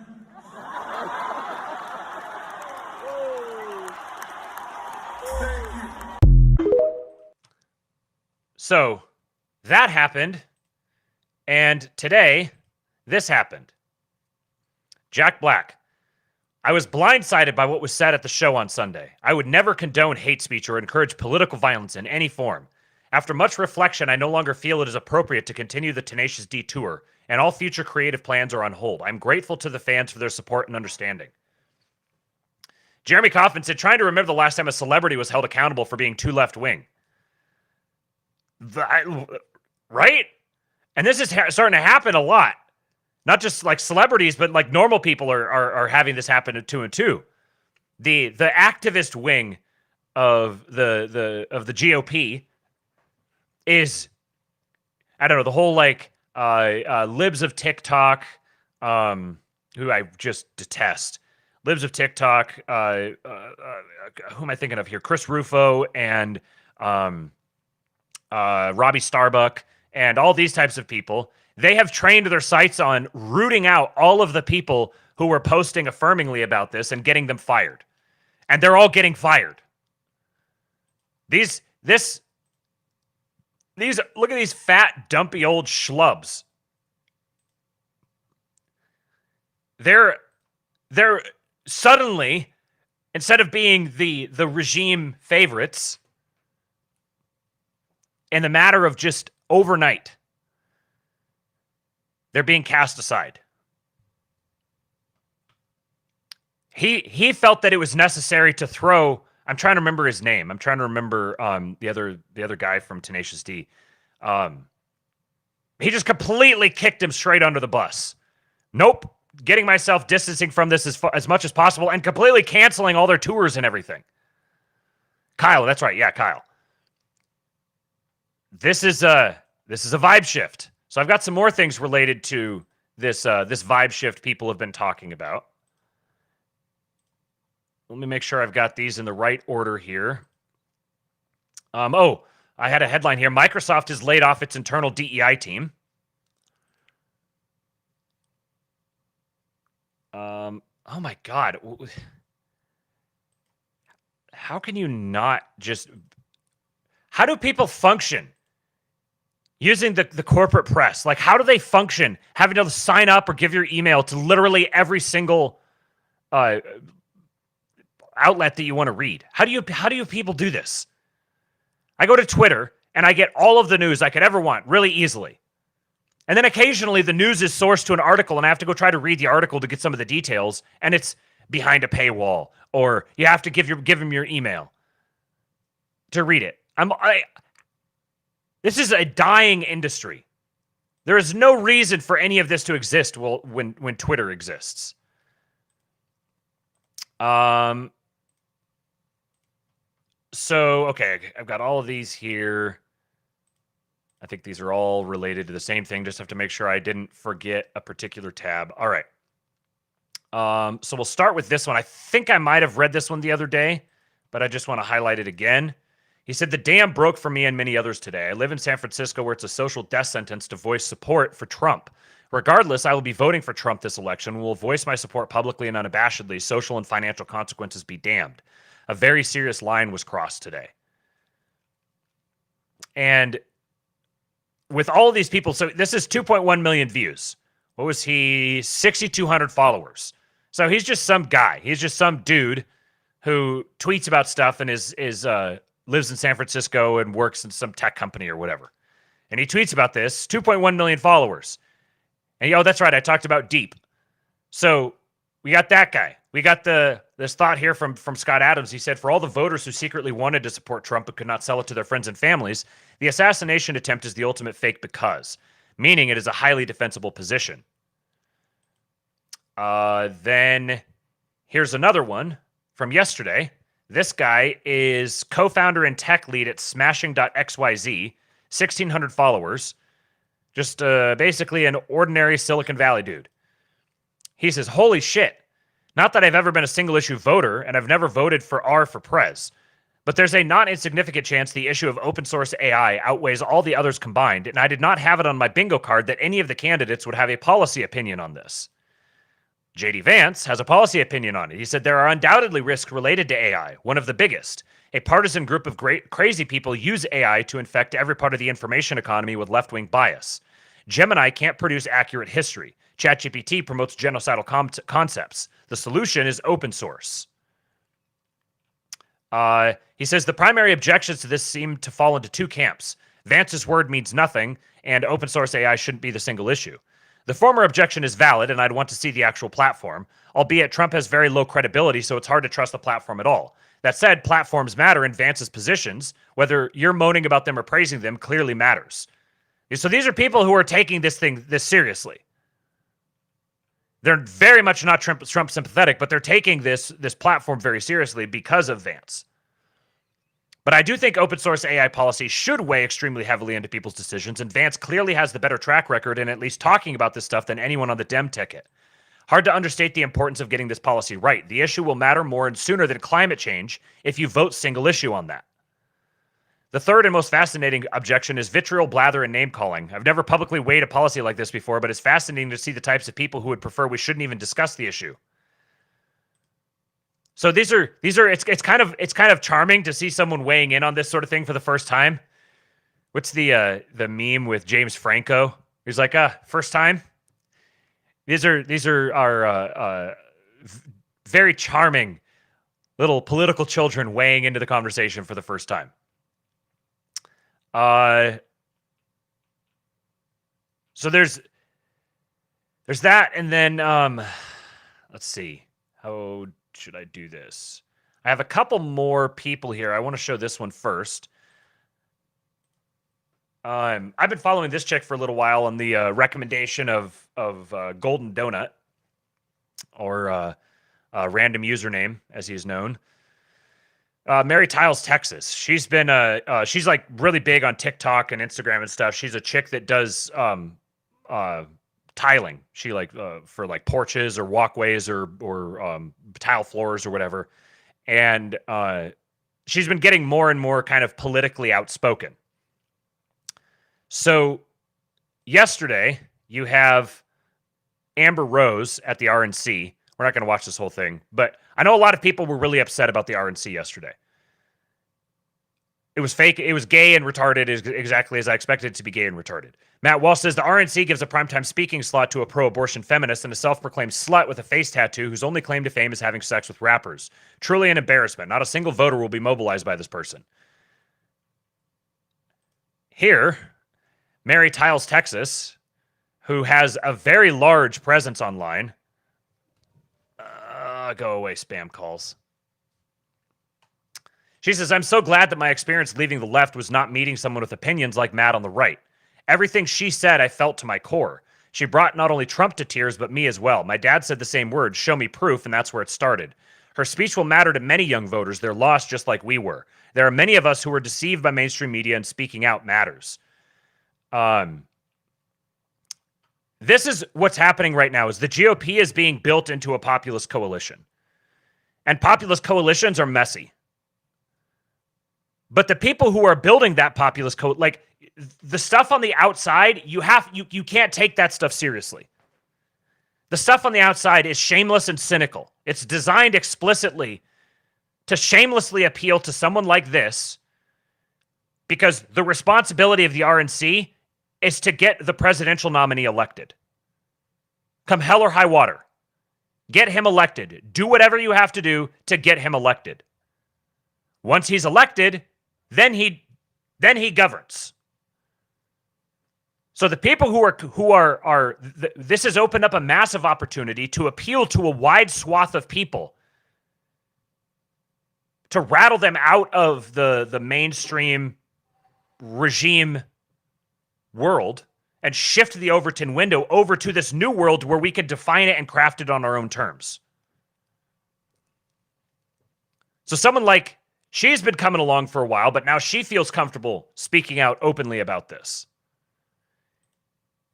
Here's another one. 2 threads from this chick. Stephanie Tyler. She says, graduated in 2012 with a degree in women's studies, cried in 2016 when Trump got elected, lost touch with the Dems somewhere around Me Too, discovered entrepreneurship, updated my voter registration in 2018 but didn't tell anyone, told myself I was a single-issue voting centrist. The last 6 to 12 months, I believed I was going to abstain from voting in the upcoming election because the options are equally terrible. But watching Trump survive an assassination attempt and act like a total fucking savage just shifted me into some strange patriotic gear that my fancy feminism, white men, bad infected brain never showed me. Like the dude took a bullet and stood up with blood dripping down his face and rallied a fucking crowd while fist pumping, yelling, fight. Sorry, but I'm voting for that. And saying it out loud feels so freeing. 2012 Stephanie would be so pissed, but that's okay because 2012 Stephanie didn't know shit. Then she did another one. So look at this. 55.2 million views. So here's the thing. I've been reading along with some of her tweets, and it's kind of hard to tell. I get capitalizing on the moment vibes from her. That this isn't merely just like her just casting off this burden. I could be wrong. I may be being too cynical about her. But even if it's just shameless grifting, capitalizing on the moment, this is the direction, this is the sales pitch that she's using to capitalize on the moment. Which means she senses that there's a demand for this sort of thing, and it turns out there very much is. This is far beyond like, oh, right-wingers just decided they liked her. 55.2 million views is a fucking ginormously viral tweet. This is resonating with a lot of people. So she does another one. 26.3 million views. She figured out how to monetize that Twitter account real quick. Over the course of the last decade, there have been some key events that pushed me from the left to the right. From Hillary 2016 to Biden 2020 to Trump 2024. Let's unpack it by exploring these 10 examples. Reading this thread was where it was like, this thread has the AI dialect, the AI accent. I'm picking up the ChatGPT accent on some of the stuff in here, which could mean she just doesn't trust herself as a writer and she tried to make it better. I'm a little skeptical. The red flag number 1, Aziz Ansari and the fallibility of the Me Too movement. Me Too came in hot. The Aziz Ansari incident was a turning point for me. Aziz's career was nearly destroyed over what amounted to a bad date. This is a deep cut. I completely forgot about Aziz Ansari. That's going back a long ways. The fervor with which the Me Too movement was pushed, often without nuance or due process, became increasingly unsettling. It felt as though we were sacrificing individual reputations on the altar of a broader agenda, disregarding the complexity of human interactions and the need for a fair assessment of each situation. Red flag number 2 out of 10. What did Taylor say? My boss in corporate America who hates Trump and thinks he's an idiot registered Republican today and is voting for him after this weekend. Claims he's a moderate. I don't know what to tell you guys, man, except I told you so. The innovation stalemate, Elon Musk and the left. Elon's endeavors with SpaceX, from launching satellites to potentially colonizing Mars, have faced considerable opposition from environmentalists and regulatory bodies on the left. The protests over seals and birds in relation to SpaceX's activities seem to overshadow the potential for groundbreaking advancements in science and exploration. As someone who values innovation and progress, the left's resistance to Elon's visions feels counterproductive and stifling. This doesn't. Maybe she's just kind of a awkward writer. I don't know, but this doesn't sound like this doesn't sound like something that someone would just be sitting down and writing. Number 3, the science of gender, a biological perspective. The left's stance on gender identity, particularly the assertion that boys can be girls and vice versa, conflicts with my understanding of biology. Having minored in biology, I found the disregard for scientific facts troubling. This issue underscored a broader pattern of the left prioritizing ideology over empirical evidence, which deeply resonated with my commitment to scientific integrity. A good point from John Brown here. He says, yes, it could be ChatGPT. Also, this is what women's studies majors sound like. And that's a good point. Number 4, a new perspective. Jared Kushner on Lex Fridman's podcast. My political reorientation was further influenced by Jared Kushner's appearance on Lex Fridman's podcast. Hearing Kushner discuss the Abraham Accords provided a fresh perspective on the Trump administration's achievements, many of which were either underreported or misrepresented in mainstream media. This realization made me question the narratives I had previously accepted without scrutiny. I'm just going to pass right over that one without comment. Number 5, the consequences of DEI and defund the police movements. The left's emphasis on diversity, equity, and inclusion initiatives, coupled with the defund the police movement, has had visible repercussions. Cities like San Francisco have seen a rise in crime, with basic items in stores locked up due to rampant theft. These developments reflect a breakdown in law and order, contradicting the left's promises of safer and more equitable communities. The disconnect between the ideology and its real-world outcomes became increasingly apparent and troubling. So, whether this is a women's studies major who's writing, and the only way she knows how to write is how she was trained to write for her papers in college, and she's just porting it to Twitter and removing the capital letters at the start of each sentence, or if it's someone who's just shamelessly trying to grift. In either case, the myth that she's creating is real. And it's a myth that apparently really resonates with people because it went massively uber viral. And the more that somebody puts this myth out there and endorses it, and the more people who endorse it, the more people will begin to see it, and the more people will begin to align behind it. The center is shifting very significantly. 6 out of 10, the mishandling of the Afghanistan withdrawal. The Biden administration's chaotic withdrawal from Afghanistan was another significant factor for me. The hasty evacuation led to the tragic deaths of 13 U.S. service members and left many Americans and Afghan allies stranded. The lack of accountability with no high-level officials facing consequences highlighted a concerning level of incompetence and disregard for human life. Number 7, the COVID-19 response and vaccine mandates. The mishandling of the COVID-19 pandemic was fraught with misinformation and heavy-handed mandates.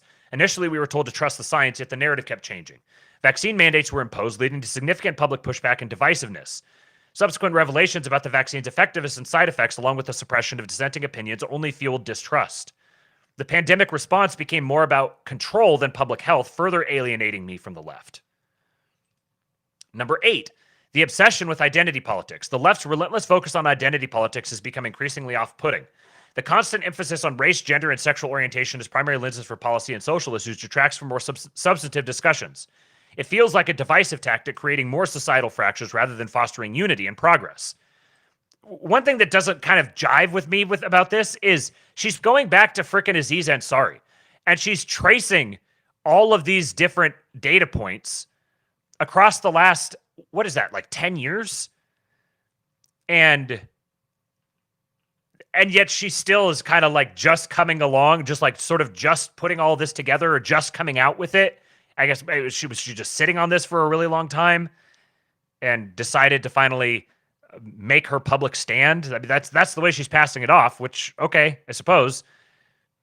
But like, this is a normie. Like, this is kind of what a normie looks like. Whether she actually is or she's giving a presentation of one, the presentation she's giving is a very compelling one. The body positivity movement and health. The body positivity movement, while well-intentioned, has taken a troubling turn. Featuring morbidly obese women on magazine covers like Cosmopolitan and labeling it as healthy is a disservice to public health. Now this may be where it really turned. This toxic narrative reshapes societal standards and promotes a false sense of health, ignoring the serious health risks associated with obesity. As someone who values science and factual information, this blatant disregard for medical truth was another factor pushing me away from the left. 10. Biden's cognitive decline. The recent debates and public appearances of President Biden have been alarming. His frequent verbal stumbles, moments of confusion, and physical frailty suggest he is not fully in control. Watching Biden freeze during debates and struggle to make coherent points underscored the deception by the left, who had assured us of his incompetence. It's disheartening and embarrassing to see the leader of the free world in such a state. In conclusion, my political evolution has been shaped by a series of concrete events and realizations that have driven me away from the left. From the mishandling of individual cases in the Me Too movement to the left's resistance to innovation, disregard for biological science, chaotic foreign policy decisions, and the tangible consequences of their policies, these experiences have collectively shifted my perspective. Embracing a more centrist or right-leaning viewpoint has felt like a return to common sense, patriotism, and a commitment to constructive progress. Shout out to the likes of Robert M. Sterling, David Sachs, and the All In Pod, and anyone else who has been relentless voicing concerns despite the backlash. I owe much of my perspective shift to you, and I bow down. This is, you're seeing like the core constituency, essentially, of the All In podcast. This is a turbo normie. The turbo normie who gloms onto this perspective. This is what it's going to look like as people port themselves away from the kind of the mindless mainstream to wait a second, is there something else out here? They're end running this process probably a lot quicker than a lot of us did. It took us years to make some of these realizations, and many of them are making these realizations in the matter of months. But it's making a dent. I've got a couple more here. That one I already read. I already read her, and I read Scott Adams. Okay, so we'll wrap this up here today with... make sure I don't have anything else open. Yeah. Okay, we'll wrap this up here today with another thread from a gay Mormon Biden voter talking himself in to voting for Trump. And then we're going to read something from Eric Torenberg about what does the Gray Tribe believe? And it's going, I'm telling you now, you need to be ready to choke back the bile a little bit. The cringe is there. There is going to be some, I'm just warning you now. Before we do that though, shout out to Tho Bishop. I haven't seen him around very much lately, but I happen to know that he is hard at work behind the scenes. Tho Bishop is a JD Vance supporter, and that's all I need to know.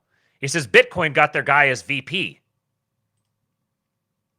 Trump's VP pick, JD Vance, owns over $1,000 in Bitcoin, $100,000 in Bitcoin.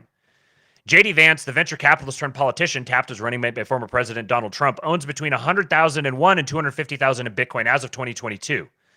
The Ohio senator disclosed he held those Bitcoins on Coinbase in an annual report filed last year. He has an estimated net worth of $5 million.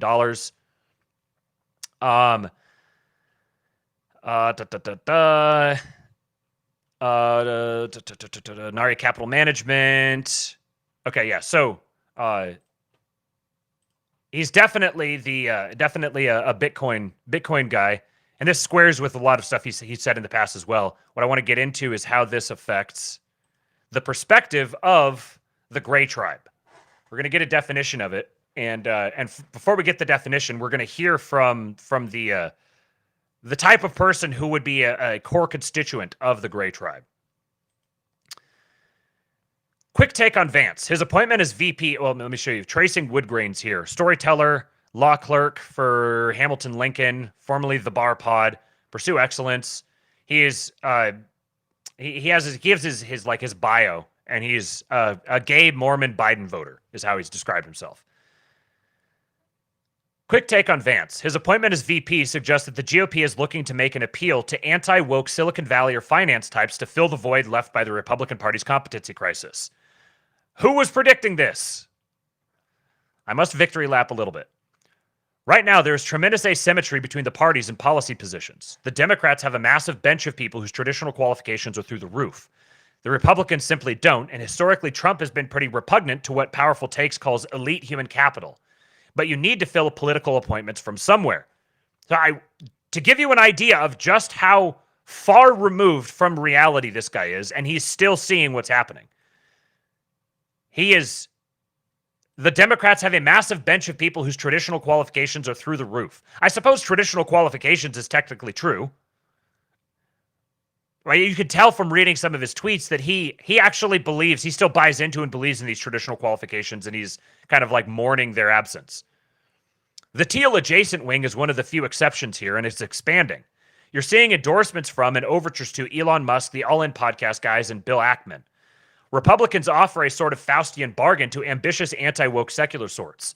Make your peace with the evangelicals, pander to social conservatism, and gain sway in a coalition crying out for policy competence. More than a few will take that bargain. People are drawn to power voids. Vance is of that class. He's smart, ambitious, teal-aligned, and in tune with the online right. He's cynical enough to flip 180 degrees on a dime, and the Trump populists are desperate enough for competence that they'll accept his flip. He knows more than almost anyone about the right's human capital problem. If I had to guess, I suspect that whatever he talks about from day one, that will be the problem he focuses most on solving. All in all, his appointment makes me take seriously the possibility that Trump's second term will focus seriously on setting a policy foundation for the future versus just being cult of personality stuff. Part of me wants to imagine I like who Vance is deep down, but I don't actually know who he is deep down. I'm wary. Someone said, hard to gauge whether he's really just a tech bro stalking horse. Most of those types don't pal around with the repulsive integralists like Vermeulen and Orban. He said, unfortunately, palling around with integralists like Vermeulen and Orban is exactly what one can expect from someone influenced by the online right. Not great for those of us who'd rather not be ruled by tradcaths. Not going to pick too much on any one reply, but I have now had at least one person block me and another yell at me for, I guess, being too dispassionate here. If you want rants about how bad every GOP politician is, I can recommend plenty of accounts. I want to understand the mechanics. He said, getting a few questions about my assertion of a competency crisis among Republicans. See the below for my thoughts there. He's got a thread describing it. Anyway, this from the inimitable Matt Lakeman is the best review of Hillbilly Elegy I'm aware of and provides a good long-form look into the Vance of 2016. He says, his Wikipedia page has been on quite the journey these past few days. Nice Yarvin pick. A powerful mutual. Friends we made. No movement happens without elites. Militantly anti-elite populism is a non-starter. Pure populism has never existed. He says, and that's a good thing. So this is the mind of the type of the mythical Biden voter who someone like Vance could pull. People want to say they don't exist out there, and you can tell he's still on the fence. But he's on one hand saying, this guy is pals around with militant tradcaths who I don't want to be ruled over, but I may talk myself into it anyways. So, Gray Tribe. What is Gray Tribe? This guy is Gray Tribe. Like this is who these guys are. But they're not shitlibs. They're something different from shitlibs. I don't know if they're an evolution of shitlib or what exactly they are, but there's something different completely. There's a heavy amount of autism present within these circles, which makes them a little bit hard to pin down ideologically. So this is a piece from Eric Torenberg, who I'm close to people who are close to him, and I have all reasons to believe he's a very good guy. Very nice. He says, what does the Gray Tribe believe? New tech centrism. This was written September of 2023. He said, housekeeping. We just launched a new show today. Okay, we don't need to read that part. He says, last week we chatted with Balaji for 7 hours. These are good conversations. Balaji Srinivasan talking with, what's the name of the podcast? It is Moment of Zen. Eric Torenberg and Dan Romero. Antonio Garcia Martinez is on there sometimes. This is, if you want to understand the the gray tribe people, these are the guys to listen to. They don't really fit cleanly with any other group, but they're very significant and they're very close to the levers of power, so they can move where they decide to move. Like, this is the true swing vote. Where they decide to move is what will swing everything.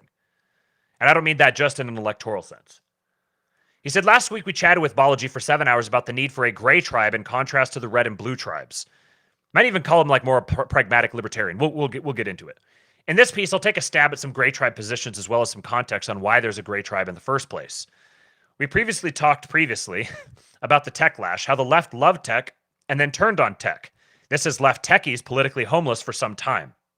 Techies feel they can't be leftists because the most extreme leftists are attacking them and destroying their companies from the inside out. Techies can't be rightists either because they're neither working class nor socially conservative. Techies can't be libertarians because libertarians always lose. Not enough people actually want free markets. Reasonable people often ask, why can't we have a free market system with a safety net? Classically conservative economics and classically liberal social policies. Because people don't want that. Per Brian Kaplan, the median American is a moderate national socialist. The median American is moderate national socialist, statist to the core on both economic and social policy. The defining quality of libertarians is that they're not Republicans. So when a contentious issue arises, their not Republican instincts take over. If we're going to have libertarianism, it'd be nice to get some liberty out of it. But when it mattered, even libertarians were all in on COVID mandates. Techies can't be effective altruists because EA is Silicon Valley progressivism at the end of the day. Their biggest donors are the biggest donors to the DNC. It's been hard to establish what tech's new political position should be. It can't just be anti-woke, it has to be for something. It can't just be libertarianism, there's no constituency for that. It can't just be a new version of Reagan republicanism, that's old and stale. It can't be the center-left, they've already lost. It can't be Catholicism, too niche and weird in modern times. It can't be neo-reactionaryism, nobody wants that except for a few nerds. It can't be transhumanism, nobody wants that except Balaji's fan base. Techies could reclaim the blue tribe, but they'd struggle to stand up to the most extreme versions of it. Techies could claim the red tribe, but that has two problems. Sounds anti-progress and therefore anti-tech, and attached to old losing issues like gay marriage and abortion that nobody in tech wants to revisit. Conservative has deeply negative brand value. It's what old people who opposed abortion and gay marriage called themselves. It also has no vision beyond being against the left. As Brian Kaplan says, the left hates markets, the right hates the left. It's funny listening to these guys talk about this. They take the exact same perspective that they take to everything else in their life, to like evaluating politics, and they're the apotheosis of the like techno-futurist, ultimate rationalist, Randian kind of there's like an innocent autism to the way they look at all this. It's like they're putting together a slide deck for a pitch for some new startup or something like that. And they're having to think through their marketing strategy and all this. They take a very autistic perspective to all these things. And it's interesting, their perspective, which I think is very accurate. The left hates markets, the right hates the left. The right, until recently, hadn't been defined by really anything except for anti-leftism. It's only now, through the overtures of this kind of hybrid Heritage Foundation to PayPal Mafia sort of push recently, that the right has actually even started to really stand for anything in some sort of significant societal level way. Indeed, elite tech non-leftists want nothing to do with MAGA/Trump. Peter Thiel and Blake Masters and JD Vance are exceptions that prove the rule. Haha, the exceptions are always very interesting. If you force tech people to choose between staying apolitical and joining what's perceived as a Christianized anti-abortion, anti-gay marriage movement, they'll just stay apolitical. Up until 2015, a tech mogul could simultaneously be a ruthless business person, a Democrat in good standing, and a morally pure and beloved figure for philanthropy, with support from every institution and authority figure who mattered. That ended nearly overnight, with turns among the regulators, employees, and HR departments as part of that. So now you have three choices. You can go left and try to stand up to people who hate you, or you can go to the right and lose because no one wants to be associated with the right. Even Gary Tan, who is advocating for what seems like rightist policies on housing, homelessness, crime, etc., swears he's a leftist. Or you can reach for what seems to be the only alternative, this new form of centrism. The new tech centrist wants to be non-left, but they don't want the MAGA affiliation either. They are former leftists who are going relatively rightwards, but don't think of themselves as right-wing, as they differ on key issues like abortion, gay marriage, and immigration. They're also not working class. Of course, centrism is often a losing strategy. It's a way to seem reasonable, but you can't build a constituency on that since it can't stand up to extremes on both sides. Balaji's idea of the gray tribe seems to get at some of the benefits of centrism while also not being as squishy. I don't know, I think gray is very squishy. The gray tribe is a big tent for a lot of camps, i.e. people interested in Bitcoin, Ethereum, EAC, EA even, libertarianism, American dynamism, without being alienating to any individual group the way those groups often are. Gray tribe acknowledges a class consciousness around centrists in a way that has been hard for centrists to build, which is why you've never seen a centrism pride parade. The opinions and reactions of a gray tribe the past few years may have been something like this. The left has gone way too far left. What's happening in schools on these issues is messed up. OMG crime, WTF. COVID policies, WTF. Mostly peaceful, WTF. Tech activists have gone insane, WTF. The right is bananas on abortion. The right is bananas on Trump and election denial. Jan 6, WTF. The positions the gray tribe / new tech centrists want to have are something like, there are elites. There are some people who are just smarter and more competent and more capable than others. It's okay to be an elite. It's okay to want to be an elite. It's okay to want your children to be an elite. Crime is bad and criminals should be locked up. We aren't actually racist. We aren't actually sexist. We shouldn't, which is funny to put these in there, like, it's kind of like, if you were saying, well, we aren't actually racist, you know, it's like they're making peace with the fact that there's going to be this veneer of racism, but they're like, we're not actually racist. We're not actually sexist. We're just realists. We shouldn't be forced to hire people who aren't qualified. Capitalism is good, actually. Tech is good, actually. And in fact, tech may be the only thing that is actually good, the only area in which actual progress is being made anywhere in our society. Enemies of tech are bad. Some taxes are okay, but the government is dysfunctional and we shouldn't keep feeding it more money without fixing the underlying issues first. Schools should teach math and not indoctrinate kids. We have the solution to climate change and it's nuclear if we're ever allowed to build it. The government bails out other industries but not us and should stop it. We need politics out of our companies. Elon should be a national hero. Let's not rewind progress on abortion or gay marriage. Sure, get the border under control, but let's not be anti-immigration. This is just a start. What would you add? More on this in future posts. So as CB says, conquest second law, anything not explicitly right-wing will end up left-wing. Yeah, absolutely. The reason I want to highlight these guys is because they're what I sense to be the new mainstream. They're ahead of the curve in terms of they're going to represent the mainstream. So then there's going to be people to the right who are more radical and people to the left who are more radical. But they're going to be the overarching mainstream. This perspective is going to be mainstream American politics. Now, if you're positioned if like, you know, you're one of these guys that just can't accept anything except for the absolute perfect thing, then you might see this as a black pill.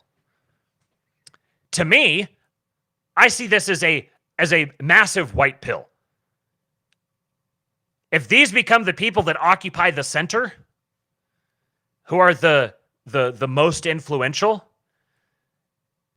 they're not trying to hunt my kids down. They're not trying to trans my children. They're not trying to burn the cities down. They're not trying to like they believe in America. They have fondness for America. They like America. They want to be American. They want America to be great. They're naive. They're politically naive. But they're not malicious, demonic psychopaths. These are the people who are going to take over the Republican Party. This is what the Republican Party is going to be. The front is going to be essentially these people, and it's going to be a coalition that includes and can include many of our guys, because these people are willing to work with many of our guys on a lot of things, as long as we're not like running around pissing and shitting all over everything. They're very normal. There's a tremendous utility to allowing these people to move into positions of power and to dictate the positions of power. It doesn't fix everything. There is no like flip the switch and everything is magically better. But this is a significant improvement on the prior trajectory. I think this is this becoming mainstreamed, this being like the moderate, sensible, centrist position that rules the day, I think is going to be, it's going to lead to a kind of a revival, and then sort of we're just kind of going to be chugging along a little bit for 10 to 30 years, somewhere in that range. And then as who was it? CB said, anything not explicitly right wing will end up left wing. There's going to be a I don't know, not a ceasefire, but like a kind of a malaise for a while in terms of political radicalism, and then there's going to be some sort of major conflict. Stuff is going to be bubbling up for 30 years or something like that, 30 to 50, and then there's going to be some sort of a major conflagration. But this will buy us some time. This will buy us some time to mitigate that conflagration to a great extent. So these are the people who are ultimately going to be brought in by JD Vance, because their leadership are the people who are bringing JD Vance in. This is the Silicon Valley plebs responding to the Silicon Valley elites. Let me catch up on some of your guys' comments here and then get out of here. Charlemagne says, centrist pride parades, don't give them any ideas.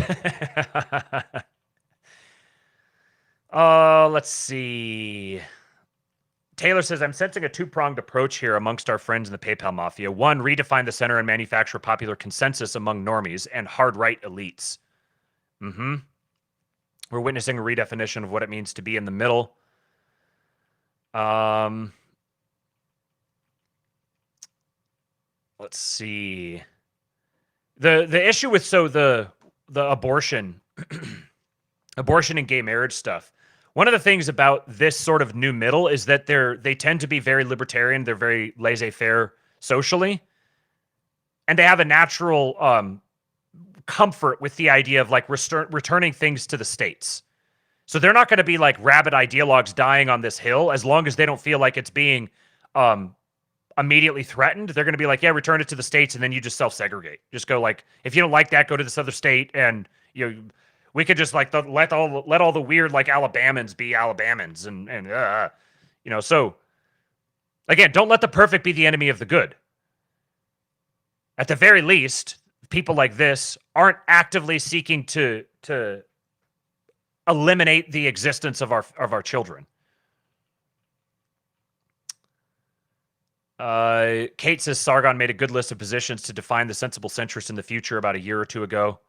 Yeah, sensible centrism is like, if you want to affect the political sphere without descending us into absolute Mad Max world, then creating and engineering a sensible centrism is a very good way to do that. Dial the temperature down. But at the same time, what has to go with this part and parcel is you need adults to come in the room, dial the temperature down, rally up the troops, get everybody, build up the willpower, begin building.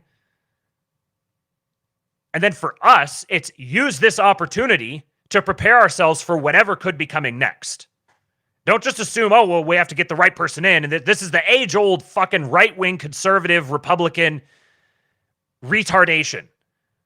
Where it's like, we just have to get the right person in. We just have to get the right constitution. We just have to get the right engineering. We just have to get it just right. Set up the right perfect system and then dust off our hands and go on our merry way and trust it to run itself. No, you have to constantly run it. At no point is there like, dust off our hands and move along. Statesmanship and statecraft is an industry that has to be controlled and owned. It will be controlled and owned. We must control it and own it. So if putting it in the hands of a different group that isn't openly hostile to us for a period of time, while we move ourselves in a position to take control of it and own it, if that's what has to happen, then that's what has to happen. That's better than the people who want to eliminate us from the face of the earth, continuing to hold on to it. One step at a time, Duffhead says. Taylor says, exactly, there's massive functional use in people who are sympathetic, if not largely open to your views, and will swing your way more often than not when it comes to acquiring power via elections. Catholic Orthodoxy, this moderate centrism is vastly superior to the current consensus of bomb every third world country and spend trillions of dollars on socks for hobos. Nailed it. Okay. Duffhead says, seriously, think about anything you've ever done, a trip, a project, whatever. The first step does not arrive you at the end. The first step deals with where you are and what you have. Andrew again says, exactly, we've had a stay of execution, and we need to use this as an opportunity to maneuver ourselves into positions for the next phase of the Reformation conflict. And Kate, I'll end on this, Kate says, at this stage, the gray is not aware of the social consequences of those degeneracies, since most of us have been conditioned to believe that it's a part of normal behavior. It takes time to deprogram. Right. Because the individual people, you have like the movement, you have the gray sort of movement, and then you have the individual people within it. And the movement will move along, but the individual people may not stay exactly where they are. Once you start, it's happened to all of us. Once you start being exposed to the levels of brainwashing and distortion of history and everything that we've all grown up with, once those start falling, for many people, it makes lots of other stuff start falling as well. So in the same way that the democracy needs to be managed, the marketing needs to be managed as well. There's always going to be new people who are coming online with this sort of thing. And so there's never been a better time for people in our boat, like the content creators and the people who believe in this sort of thing and want to talk about these ideas. There's never been a better time. If you've got a talent, if you've got a skill at communicating to people like this, if you live around them, if you could cater a message to them, this is where their mind is at. These are the sorts of things they're thinking about. This is what I love about What If Alt Hist. Rudyard is a master at talking to these people. I know, like, from behind the scenes that he is more radically right-wing than he lets on. He kind of plays the sort of aloof, moderate centrist, but he's one of our guys. And he knows how to talk to these people. He's friends with them. He's gone on there. He's Eric Torenberg. He's gone on his show and talked with him and stuff. So this is the new vanguard. The Democrat Party is dying. I wouldn't be surprised if it goes all together. If it's gone altogether, and a new party arises as the opposition to the Republican Party. I think the GOP is going to be the ruling party. It's the inner party now. Or it's moving, I wouldn't say it's now, but it's moving in that trajectory. That trajectory is inevitable. The GOP is going to be the inner party. The Democrats are going to be the outer party, and it remains to be seen if the Democrats even maintain coherence. Political parties have risen and fallen throughout American history. These ones have been around for a really long time, so it kind of lends to the idea that they'll be around a long time longer. But barring something I can't even comprehend that is so drastic that it completely alters the current trajectory, we're moving toward Republican domination as the inner party for, I would say, probably at least 8 years and probably closer to like 16. That'd be my prediction. Got it on the record now. You got some other good comments here. Josh says, I bought a Lamborghini. It's a great car, the bestest. Why did the engine blow up? Why would I need to change the oil? That's why I bought the best car, so I wouldn't have to maintain it. Almost like Grays have never actually been exposed to Christ, so they don't get it, like Kate said, with the social consequences. Yeah. Taylor says, I agree, Matt. I don't think enough attention is paid to the significance of Vance for the GOP. He's a millennial and in tune with the youth. Yeah. He's going to have to this type of person, and the people who aren't even that tuned in with the Silicon Valley crowd, because these guys are overwhelmingly the tech people.